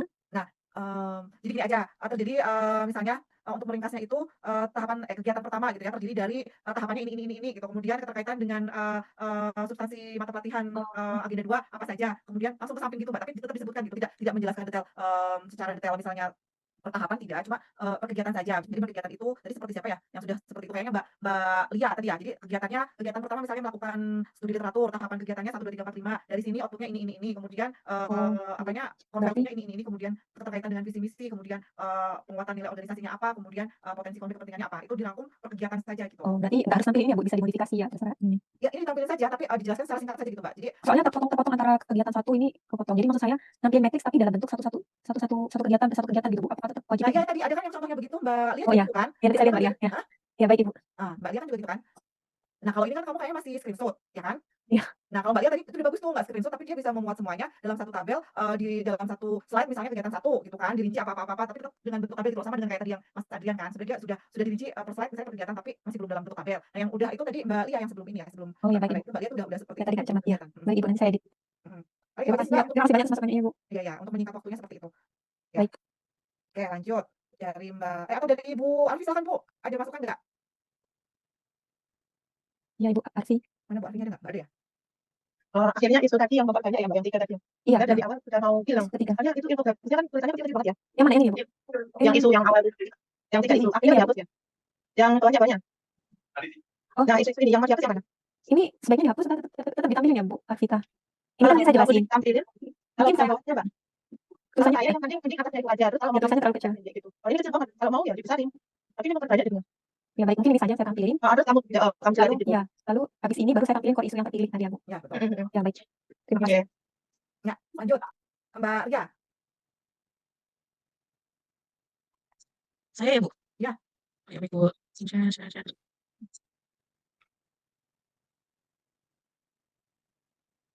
Sudah terlihat ya, Bu, ya? Ya. PPT-nya apa sudah terlihat, Bu? Ya, sudah. Oke, Assalamualaikum warahmatullahi wabarakatuh. Hari ini saya akan presentasi mengenai rancangan aktualisasi saya yang berjudul Recovery Lithium dari Air Laut dengan Membran Elektron Nanofiltrasi sebagai upaya ketahanan energi terbarukan. Berikut adalah visi misi tugas fungsi dan ini 3 pilar dari BRIN, di mana visinya itu menjadi andal, profesional, inovatif dan berintegritas dalam pelayanan kepada presiden maupun wakil presiden untuk mewujudkan visi dan misinya, yaitu Indonesia maju, berdaulat, mandiri, dan kepribadian berdasarkan landasan gotong royong. Kemudian misinya itu mendukung teknis dan kebijakan serta analisis yang cepat dan akurat terhadap kepada presiden dan wakil presiden terkait di Bank Jirap. Kemudian meningkatkan kualitas SDM dan prasarana riset dan inovasi. Yang ketiga yakni menyelenggarakan pelayanan yang efisien dan efektif di bidang pengawasan administrasi umum, informasi dan hubungan kelembagaan. Kemudian tugas dan fungsinya itu mendukung kebijakan, memperkuat ekosistem riset dan inovasi, dan sebagai lembaga pelaksanaan kegiatan riset dan inovasi. Kemudian 3 pilar utamanya yaitu integritas, pekerja, dan pembelajar. Ini adalah profil singkat saya. Jadi S1 saya di Undip, S2 di ITB, S3 di Undip. Jadi selama S3 saya jadi peneliti juga di Membran Research Center dan dosen juga. Kemudian di tahun 2025 ini alhamdulillah keterima di peneliti ahli muda di BRIN di PK Sistem Nanoteknologi, Organisasi Riset Nanoteknologi dan Material.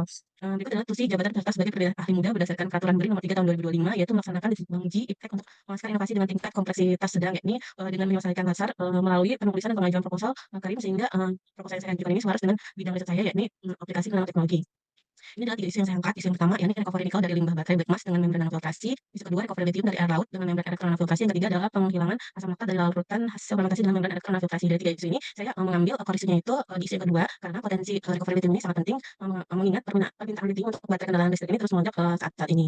Kemudian saya juga bisa menggunakan hasil USG, di mana isu yang saya angkat ini akan mendapatkan nilai yang cukup tinggi di antara 3 isu lainnya, sehingga recovery lithium dari air laut dengan membran elektron nanofiltrasi ini merupakan isu yang saya pilih. Hal ini didukung oleh analisa APKL juga dengan poinnya itu skor yang tertinggi yakni 17. Kemudian saya menganalisa isu masalah dengan menggunakan fishbone dan problem tree. Jadi baik di fishbone dan problem tree sebenarnya sama aja. Jadi kalau misalnya kita tinjau dari sumber daya manusianya, yakni jumlah peneliti ahli di bidang ini itu masih terbatas. Kemudian belum adanya pelatihan untuk teknologi pemisahan ion-ion yang ada di air laut. Kemudian material membran ini juga umurnya relatif pendek kalau misalnya digunakan pada air laut dengan salinitas yang tinggi. Kemudian regulasi pemerintah belum ada mengenai kebijakan yang spesifik untuk mendukung recovery litium dari air laut. Selanjutnya itu operasi membran yang lebih rentan untuk terjadinya fouling sehingga mengganggu kinerja membran. Selanjutnya pendanaan investasi riset litium ini masih sangat kecil jika dibandingkan dengan nikel. Kalau misalnya kita tinjau dari sisi industrinya, belum ada industri yang menginisiasi recovery litium dari air laut di Indonesia. Kalau untuk problem tree-nya sama saja sebenarnya, akar masalahnya itu misalnya di teknologi selektivitas yang membran yang rendah, minimnya riset dan kolaborasi lintas bidang dari sumber daya manusianya, fasilitas riset kelautan dan energi terbarukan yang belum terintegrasi, regulasi pemerintah juga belum mendukung, dan belum adanya layoff take over industri untuk penggunaan yang siap menyerap hasil. Sehingga Indonesia ini dapat kehilangan peluang jadi produsen litium yang strategis, dan penambangan litium dari darat itu tetap dominan sehingga bisa merusak lingkungan dan hilangnya kesempatan kerja baru di sektor energi terbarukan. Berikut adalah gagasan kreatif penyelesaian core issue. Jadi core issue yang saya angkat di sini mengenai teknologi membrannya, yaitu membran elektronofiltrasi untuk pemisahan litium secara selektif, efisien dan berkelanjutan, kemudian mendorong kemandirian energi nasional. Keterkaitannya dengan Smart ASN ini integritas dan profesional, yaitu riset yang transparan dan bebas KKN kolaboratif dengan BRIN, perusahaan, kementerian industri maupun mitra internasional, adaptif dan inovatif, yaitu mengembangkan materi lokal, sistem menghemat energi, inovasi polri untuk kontrol, dan permodelan komputasi di bidang digital maupun IoT monitoring. Berikut adalah rancangan formulir rancangan visualisasinya. Jadi yang pertama itu kegiatannya itu studi literatur mengenai topik yang dipilih. Tahapan kegiatannya mungkin mengumpulkan data dari hasil studi literatur, membuat laporan. Nanti outputnya itu ada hasil studi literatur review mengenai topik yang dipilih. Keterkaitan dengan core ASN berhalafnya ada berbasis pelayanan, akuntabel, kompeten, loyal, dan adaptif. Kemudian tahapan kegiatan yang kedua yakni studi literatur koordinasi dengan antar anggota tim untuk mereview proposal. Jadi nanti ada hasil notulennya di mana hal ini berkaitan dengan harmonis dan kolaboratif antar untuk membangun kerjasama sinergis dalam penelitian. Tetapi nanti terdapat beberapa konflik kepentingan, ini kepentingan pribadi dan interaksi tekanan dari pihak-pihak tertentu.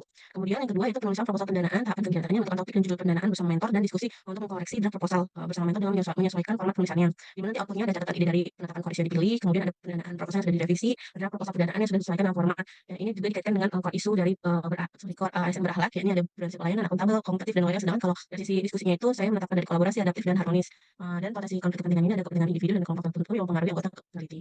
Kemudian kegiatan ketiga ada revisi dan finalisasi proposal. Jadi tahapannya ada konsultasi, pengecekan kelampiran seperti lembar kerjasama atau letter of support dari mitra maupun mitra internasional maupun mitra industri. Kemudian pembuatan lembar pengesahan, hasilnya itu ada bukti konsultasi, cek lengkap list kelengkapan proposal pendanaan yang akan disubmit, juga dikaitkan dengan poin-poin ASN berakhlak. Dan potensi konflik kepentingan itu intervensi dari pihak eksternal yang ingin mempengaruhi arah jenis lebih dituju. Yang terakhir ada kegiatan terakhir ada submit proposal. Jadi tahapan kegiatannya ada konsultasi dengan mentor, koordinasi dengan tim untuk menyetujui tombol persetujuan di website pendanaan Risnov. Kemudian ada proses submit proposal pendanaan RIM yang hasilnya bukti konsultasi, bukti tim telah menyetujui tombol persetujuan, bukti riwayat submit proposal di akun pendanaan Risnov, dan saya juga mengaitkan dengan poin-poin ASN berakhlak. Dan di sini ada intervensi potensi konflik kepentingannya itu berupa tekanan untuk target pencapaian luaran proposal pendanaan. Berikut adalah jumlah aktualisasi per MP-nya dengan totalnya itu 46. Ini adalah jadwal kegiatan perancangan aktualisasinya, di mana pertama melakukan diskusi topik di mendalam di minggu pertama September, terus kajian teratur di minggu selanjutnya, revisi dan review proposal di minggu ketiga September dan minggu pertama Oktober, kemudian final dan submit laporan di minggu kedua Oktober. Ini adalah residensinya. Terima kasih, sekian presentasi dari saya. Sudah Ibu. Ya, terima kasih. Silakan dari Bu Afi, mungkin ada yang ingin disampaikan terlebih dahulu. Mungkin tampilannya nanti kayak gini kan Mbak ya? Ini kan baru kayak inti-intinya dimasukkan gitu kan ya? Tampilannya kayak gimana Bu maksudnya Bu? Kan tadi ada teknik analisis isu yang Mbak tampilkan di dalam satu slide. Itu kan kecil banget tuh Mbak. Ini Bu. Ya, yang setelahnya yang fishbone sama yang ini, oke. Nanti saya paling dipisah aja kalau mau dimasukkan. Baik Bu, ya. Kalau mau dimasukkan dipisah aja. Siap. Terus mungkin nggak sepolos ini kali ya nanti tampilannya. Oke Bu, nanti dibuat ramai. Nggak ramai juga, maksudnya nggak polos-polos amat, ada desainnya. Oke Bu, siap. Itu saja sih Bu Vita. Oke, ya baik. Yang secara garis besar sudah gitu ya. Mungkin kalau dari saya cukup sih ya, cukup lah ya kalau dari sisi ininya sudah tercakup semua. Ya, kalau sebenarnya kalau menurut saya ya, itu kreativitas kita lah ya kalau dalam sebuah tampilan presentasi itu kreativitas kita gitu. Jadi silakan teman-teman menuangkan ide kreativitas dalam membuat presentasi. Meskipun tadi di awal lah ya, saya ingatkan kalau bisa jangan pakai screenshot gitu ya, dibuat lebih menarik gitu ya, lebih eye catching gitu mungkin ya. Jadi orang pertama mau melihat presentasinya itu tertarik gitu ya. Atau apalagi nanti kan teman-teman misalnya dalam presentasi proposalnya itu sendiri gitu ya. Tapi kalau dari saya itu presentasi itu sangat relatif lah ya, dan itu memang tergantung kitanya kreativitasnya seperti apa gitu. Baik, Ya, lanjut. saya mau nambahin sedikit Bu Arvita. Ya, silakan. Ya, tadi seperti yang dibilang Bapak Ibu teman-teman, Mbak Lia tadi sudah oke sih PowerPoint-nya. Tidak ramai tapi bisa dijadikan apa ya, bayangan gitu loh. Itu udah sangat oke ya Mbak Lia yang awal sebelum ada kita kembali ke main room tadi Mbak Lia ya. Ya. Ya, itu udah oke. Ya, Jadi nggak ramai. Ya itu kan ya, sebenarnya satu kreativitas, dan kemarin sebenarnya sudah dikasih arahannya. Mbak Lia ini juga nggak banyak kok, slide-nya cuma ada 14 gitu ya, tapi dia sudah mencakup semuanya gitu ya, sudah detail mencakup semuanya, dan cara menyampaikannya juga sudah sangat informatif gitu ya. Meskipun tadi di yang matriks APKL dan USG-nya itu mungkin tadi ada yang kurang satu ininya tadi ya, kurang satu isu gitu. Mungkin itu ya. Nanti silakanlah setelah ini teman-teman kalau mau diskusi dengan teman-teman yang lain juga dipersilakan. Lanjut kita mungkin ke Mbak Rosi. Setelah Mbak Rosi nanti mungkin Mbak Indah ya. Sebelum Mbak Indah kemarin juga sudah sih. Nggak apa-apa, kita review lagi sebentar. Baik, Bu, saya izin share. Ya.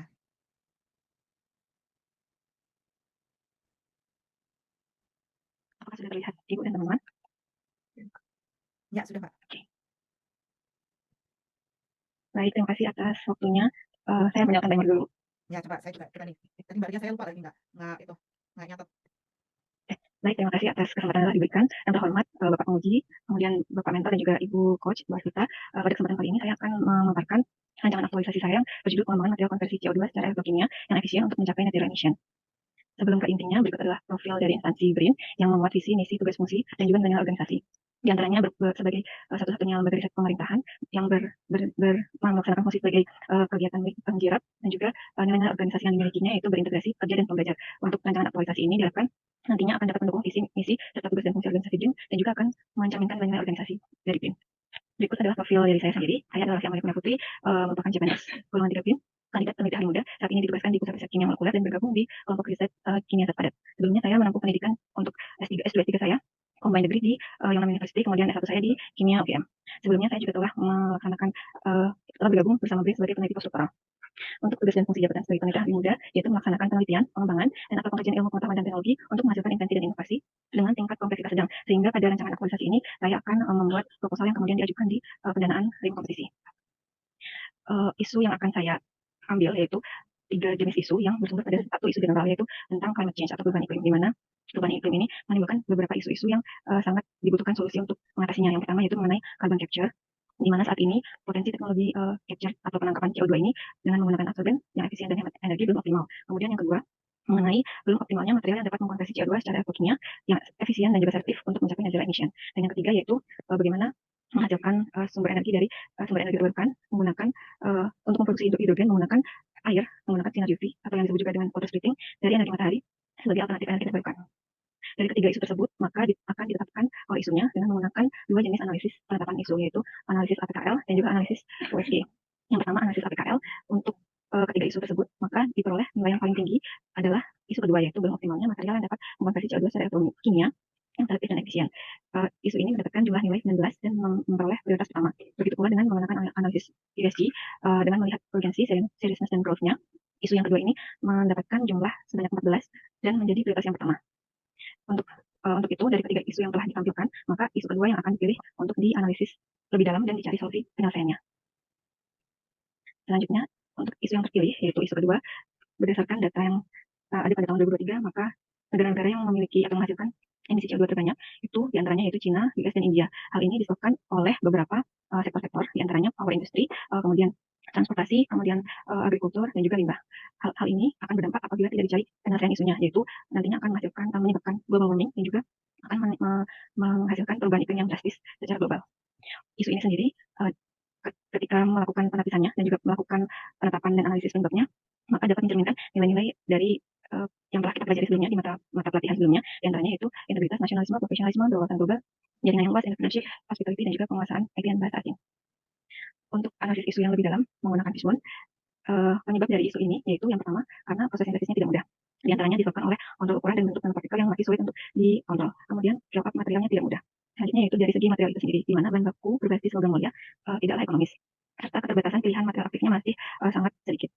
Selanjutnya, dari segi infrastruktur dan pendanaan, infrastruktur ujinya juga masih kurang memadai, serta skema pendanaan risetnya masih sangat terbatas. Dan apabila ditinjau dari segi SDM dan risetnya itu sendiri, maka dapat kita lihat bahwa ahli di bidang CO2 ini masih terbatas dan juga risetnya belum terintegrasi, sehingga dimunculkan isu mengenai material konversi untuk CO2 yang masih belum selektif dalam mendukung net zero emission. Selanjutnya yaitu analisis isu menggunakan SWOT. Yang pertama yaitu menggunakan IFAS atau internal factor. Kemudian yang kedua yaitu menggunakan external factor. Beberapa di antaranya kekuatan yang dimiliki yaitu kontribusinya terhadap net zero emission, kemudian pemanfaatan SDA dan limbah. Lalu ada juga metode konversi yang efisien dan menghasilkan produk bernilai tambah. Lalu ilmu dasar atau fundamental knowledge-nya sudah ada dan akan menjadi landasan yang kuat untuk pengembangan lebih lanjut. Dari segi weakness-nya atau kelemahannya, infrastruktur laboratorium canggih masih terbatas, biaya riset yang relatif mahal, kurangnya SDM terlatih, Dan juga saat ini material yang ada itu masih belum selektif, belum efisien, dan juga tidak stabil. Dari segi EVAS opportunities-nya atau peluangnya, diantaranya yaitu dukungan pemerintah melalui pendanaan internal dan eksternal, potensi paten yang tinggi, kemudian pasar global tentang teknologi carbon utilization, lalu juga CO2 yang dikonversi ini akan berubah menjadi produk bahan bakar sintesis sehingga akan membuka peluang bisnis baru.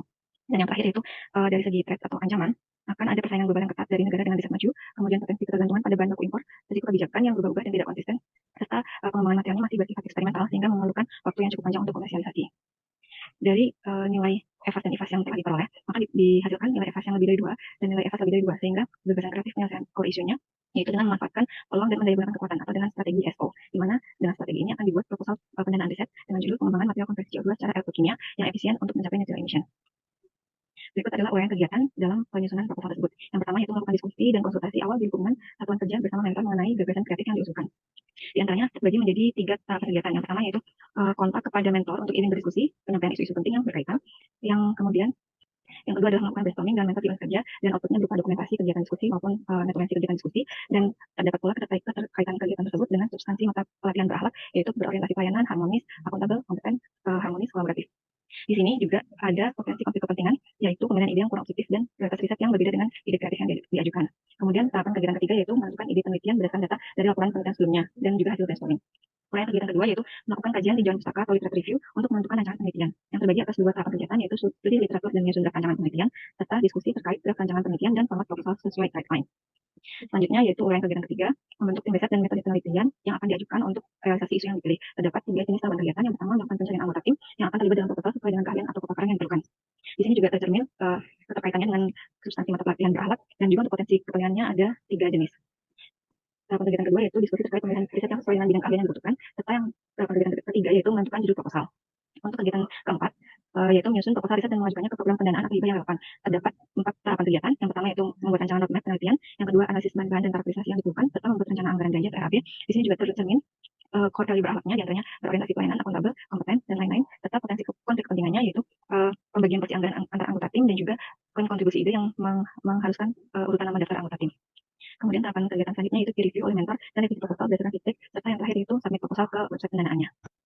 Berikut adalah materi rekapitulasi rencana habituasinya dengan total 67 jumlah aktualisasi, dan berikut adalah timeline pelaksanaan kegiatan dari mulai minggu pertama September sampai dengan minggu terakhir bulan Oktober. Sekian yang bisa saya sampaikan, terima kasih.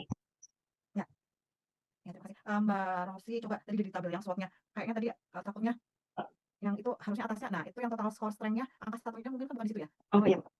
Ya, nanti dihapus aja. Oke, Bu. Ya.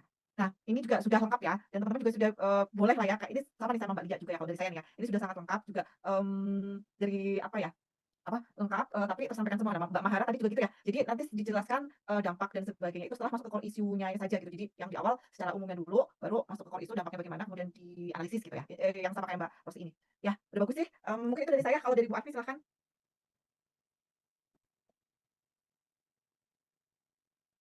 Ada Bu Afi? Ya, kalau Sorry Bu Vita. masih di mute ya tadi ya. Ya udah, silakan dimasukkan nggak buat Mbak Rosi? Sudah lengkap sih. Ya. Oke, kalau gitu mungkin yang terakhir ya. Tadi udah semua ya, atau ada yang Mbak Indah kan ya yang belum ya? Sama sih Bu, sama yang kemarin aku mau. Oh ya udah kalau bersama ya. Kayaknya udah waktunya jam makan siang. Ya takutnya ya udah lewat 12.05. Oke, jadi itu saja yang sudah lengkap. Tadi nanti boleh sambil di review lagi, kalau sudah oke silakan di-upload. Kemudian tadi terkait ininya juga ya, terkait rancangan tadi sudah secara umum sudah saya kasih reviewnya gitu ya. Silakan disesuaikan lagi, direvisi lagi. Kalau sudah oke, silakan diajukan DS gitu ya, diajukan DS. Nanti kalau sudah DS sudah mengajukan, takutnya saya kebetulan juga sudah hari ini saat seminggu ini tuh sedang ada kegiatan juga di Bandung gitu. Takutnya nanti saya sedang ini boleh diinfokan ya kalau yang sudah ngajuin DS gitu, biar langsung saya saya DS juga gitu langsung ya. Nah, mungkin itu sih. Jadi Bu Arfi ini tadi juga ada update terkait jadwal. Jadi nanti jadwalnya akan sedikit berubah. Yang pertama itu Mas Farid akan tukeran dengan Mas Adrian. Jadi yang pertama itu adalah Mas Farid, kemudian kedua Mas Asran, kemudian ketiga Mas Adrian, dan ke bawahnya seperti susunan jadwal sesuai dengan jadwal yang dari panitia gitu. Mungkin itu saja. Nah, teman-teman nanti kita hari Kamis tadi juga sudah dijelaskan ya teknisnya. Jadi teman-teman standby-nya itu kurang lebih 15 menit sebelum jadwalnya gitu ya. Dan mohon mengingatkan mentornya gitu ya, mengingatkan mentornya terkait jadwal. Kalau bisa ya mentor juga sudah mentor itu sudah standby juga, sudah siap di main room gitu ya, 10 atau 15 menit lah ya, 15 menit sebelum jadwal presentasi gitu. Mungkin itu dari saya. Dari Bu Arfi ada yang ingin ditambahkan? Kalau tidak, kita akhiri. Persiapkan dengan baik ya Bapak Ibu semuanya menuju hari Kamis gitu ya. Semoga semua oke jadwalnya tadi gitu ya. Yang Mas Adrianus juga oke, nggak terlalu pagi ya Mas ya di sana gitu ya. Yang lainnya juga sudah fix dengan mentornya, dan yang paling utama itu komunikasi dengan mentornya juga lancar gitu ya. Nggak cari-cari waktu nanti tiba seminarnya gitu ya. Biasanya panitianya nanti yang ikut cari-cari. Nah, ini mudah-mudahan teman-teman dalam satu ruangan mentornya bisa sebelumnya diajak komunikasi dan lancar terkait jadwalnya gitu ya. Itu saja Bu Vita, mudah-mudahan lancar semua. Ya, baik. Kalau sudah tidak ada, alhamdulillah kita sudah selesai untuk pembelajaran hari ini. Terima Sebelumnya. kasih buat teman-teman semua, semuanya sudah bagus. Tinggal mempersiapkan secara apa ya, mungkin mental lah ya, mental lebih ke mental sih. Saya rasa mudah-mudahan tidak ada masalah, diberikan kemudahan, kelancaran, sehat semuanya sampai nanti hari Kamis. Ya, dari saya mohon maaf jika ada yang kurang berkenan. Silahkan istirahat, makan siang dan belajar. Sebelumnya. Ya. Penasaran aja Bu, sebenarnya reviewernya itu jurinya itu ke bagian apa gitu? Soalnya Ya. kan ini jurinya orang BRIN bukan Ya. LAN. Ya kalau dari BRIN biasanya memang lebih akan mereview itu tadi di pengalaman yang sebelumnya ya, mungkin Bu Afi sebelumnya punya pengalaman juga ya. Kalau dari kelompok saya sebelumnya itu biasanya penguji itu satu akan menanyakan terkait tadi pasti ya teman-teman harus punya argumen yang kuat kenapa isu itu yang diambil gitu kan, core isu ya, penetapan core isu gitu ya. Kemudian yang kedua biasanya itu dari analisis ya, dari analisis sebab dan dampak akan masalahnya apa gitu ya, baik yang menggunakan fishbone, SWOT maupun problem tree itu nanti akan ditanyakan apakah benar nih akan masalahnya ini gitu ya. Biasanya kalau peneliti itu akan lebih di situ gitu ditanyakan. Kemudian terkait biasanya kalau misalnya ada pendanaan gitu ya, dari sisi pendanaan gitu ya, nah itu juga akan ditanyakan. Kalau pengalaman kelompok saya dulu itu akan ditanyakan yakin pendanaan di BRIN masih kecil, kurang dan sebagainya gitu ya. Terus karena kemarin mungkin pengujinya beliau juga adalah reviewer untuk RIM ya, jadi itu malah ditawarin kamu butuh anggaran berapa